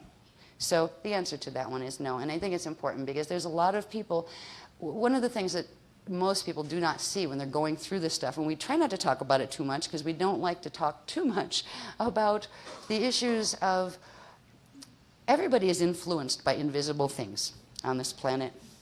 You can have the best of persons, but if they haven't worked to protect their biofield and they don't happen to be fortunate enough to come in with a good degree of biofield protection, They are susceptible to being influenced by other things. There are tons of things floating around in the astral that would love to harass you. There are tons of things floating around in the astral that are FAs that do not want the ascension to continue. What they want is to shut down the gates and take control of the Templar. Now, if you're a person who just is getting into the work and you realize, wow, there's freedom here, and this feels right, and I'm going to do this, if you have people in your family that aren't interested, they're like, into other things or whatever, religions or science or whatever. But if they're not doing anything to protect their fields, you don't know what level of susceptibility or vulnerability they have to be messed with. And sometimes, because of the closest thing to you, who's now going on the ascension path and going to help keep gates open, they will actually try to, harass the emotional bodies and the mental bodies of the people closest to you to try to create conflict. Does this work do that? No. It's an unprotected biofield that allows that to happen. We teach how to protect your biofield and hopefully how you can extend some of that protection to the people you love. So anyway, I shouldn't have to talk about that question too much tomorrow. I figured I'd answer that one tonight. I'll deal with this one tomorrow, though. This is the one that I've heard this with a whiny nasal tone ever since the books first came out, right? Where's the love? But where's the love? It's bloody everywhere in the work. It's everywhere. The whole fact that the work exists on the planet is about love. It's about loving enough to face fears and move past them. It's about loving enough to tell the truth, even if it ticks people off sometimes. It's about loving enough that even if you realize somebody's really, really not going to be nice to you, and you have a whole movement of people out there who would really like to stomp you off the planet, and they're pretending they love you when they don't, right? Really loving them back anyway. There's the love. There's lots more answers to that questions, but this one has been coming through. People who've been with the work for a while, that was like, oh, but where's the love? Or what are we supposed to say? What do they teach in those other New Age things? Oh, let's go off and dance with the fairies. Let's hug and dance with flowers on the ground. What do they bloody teach? Why can they not see and feel the love that is in these teachings? The love is so big that there are people that have the guts to stand up and talk about stuff that nobody wants to hear because they realize how important it is for those people if they want to be free. Where is the love? It's in the ability to bring teachings through, even if it makes you like, well, I'm kind of like the pariah of the New Age movement, just so you know. And whatever, we just became another movement. They don't have a label for it. Because the love is there. All the values the New Age movement was supposed to teach, all the values that the Old Age movements of the traditional religions are supposed to teach, they come together in this work. Where is the love from those other people who keep saying they got the love? I really wonder. But we've been working to actually embody the frequency of the love more and more. I think some of the techniques have something to do with that this time too, where we can become transmitters, just like the Gandhi necklace said, become the changes, be the changes you'd like to see in the world. There's a lot of people whining about where is the love, because they see the technicals, and they can't deal with it. They see the fact that science and spirituality go together. They know that love and spirituality go together. But they look at science as below them and mental thinking below them. Well, the mental body actually dimensionally is positioned between the physical, emotional, mental body, then the spirit body structures. So if you want to integrate your spirit into your emotional and your physical body, you need to incorporate your mind as well. And you can still have the love. So the love is very much there in a way that is much broader than usually people who do that whiny little thing, man, the love. And it's a particular whine, and I actually know what the whine is. The people who say it that way are actually being influenced by a certain soul group. Yo, you do want me to bring that? Oh, no. Okay. Really quick, the certain soul group that tends to give that encryption behind it that makes it sound nasally and whiny no matter who it's coming from, if they say it. The people who've been with the work a while know who this group is, and they've been causing active harassment since about 2006 or 7. The Thetans. And it was really funny because it brings you back to the one thing they almost said before, but I was thinking, I don't really want to go there and blow this thing, but we want you to because it might end up as part of the title to the workshop. And it reminded me of a movie I watched not too long ago. I just tripped over it on, like it was on recording or something. I don't know if it was on recording or pay-per-view or on demand, I think it was. And there's nothing else good, and it was this Clash of the Titans, right? And it was about the humans clashing with the gods of Olympus, right? This kind of thing. And the Blows kept saying in a jokey tone to me, you should call this workshop Clash of the Thetans, which have to do with a certain ology movement that I won't put any more letters in front of, and with an old race line that has worked to manipulate things here that people who've studied the history of here, they know what category they're in. So anyway, the the workshop has something to do with the fact that there are, just like we have guardian visitors that come with people and that hang with people, there are also some people that don't know it, but they have company of other sorts too.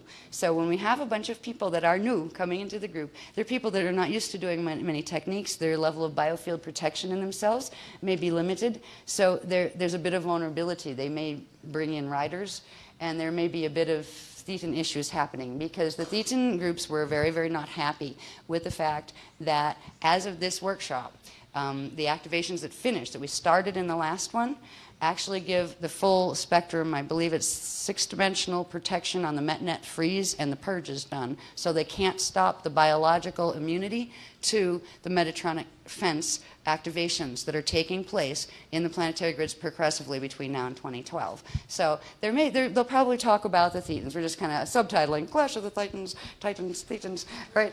Thetans on this one, because there's a bit of harassment where they're not really happy with us. And there are certain groups out there that get moved to say things like, "Where's the love?" Yeah, that has to do with a particular group of Thetans that are Tothian Thetans. And there's another group that are just Tothians that say it the same way. So the encryption of the nasally "Where's the love" actually has to do with something coming through on the emotional body and in the mental body, and focusing a person on that.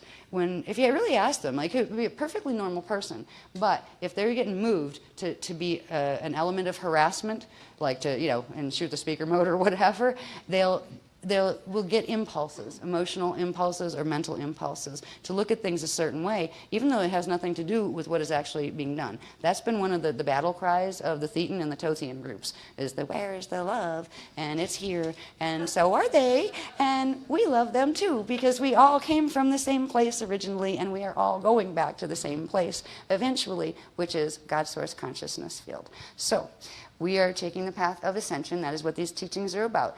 Anybody's absolutely free. We're all given free will choice. You're perfectly willing to take the path of opposite to free will expression, which is the path of opposite to the expression of source will, which was loving kindness cooperation. Source is a loving consciousness field. Gave free will choice across the board. How we use it, Source doesn't judge us. Physics judge us. We will get back the consequences of the choices we make in frequency, in action, in thought, in deed. And that is what we teach in these teachings. So the people who are just new, I hope you enjoy this and survive this without going, "Oi, there's just too much, and God, she talks fast." Right? I will try not to get into the mode, because I can do that when the wave runs fast. I'd like to thank you all for coming, for being here. Well, there's one more question. Oh yeah, that one. That's where. How long do you think that would take? You just let me look at the question, and then we can do that quick. Yeah, can you just? Yeah, thank you. What does orb phenomenon have to do with the teachings? That's a very good question. I will answer the question tomorrow, but I will give just a little visual demonstration about what we're referring to as far as orb phenomena. Do what? Yeah, we'll probably drop the lights for this so you can see the whatever they're doing with the computer, I think. How you're doing it better. Now, the little photos you'll see here, they're kind of interesting. As far as orbs go, some of my first contact as a very small child was with orb beings that used to come into the room and they would talk with me. And they were good and happy, and I knew they were alive, and they knew I was alive, and it was normal for me. That was before I could speak at all, right? Before I was like babbling as a baby.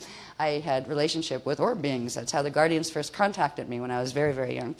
Had other experiences as I grew up with other types of beings, some of them which weren't good, and the guardians saved me from, so they kind of stopped the orb thing for a long time, because you can't tell on the outside of an orb if it's a friendly orb, or if it's a foe, or if it's just a blob of energy floating by, because some of them are beings consciously projecting to you. Some of them are just energy phenomena. Now, we didn't know the work had that much to do with orbs until we started having orb fests by kind of accident that we had been studying for at least several months.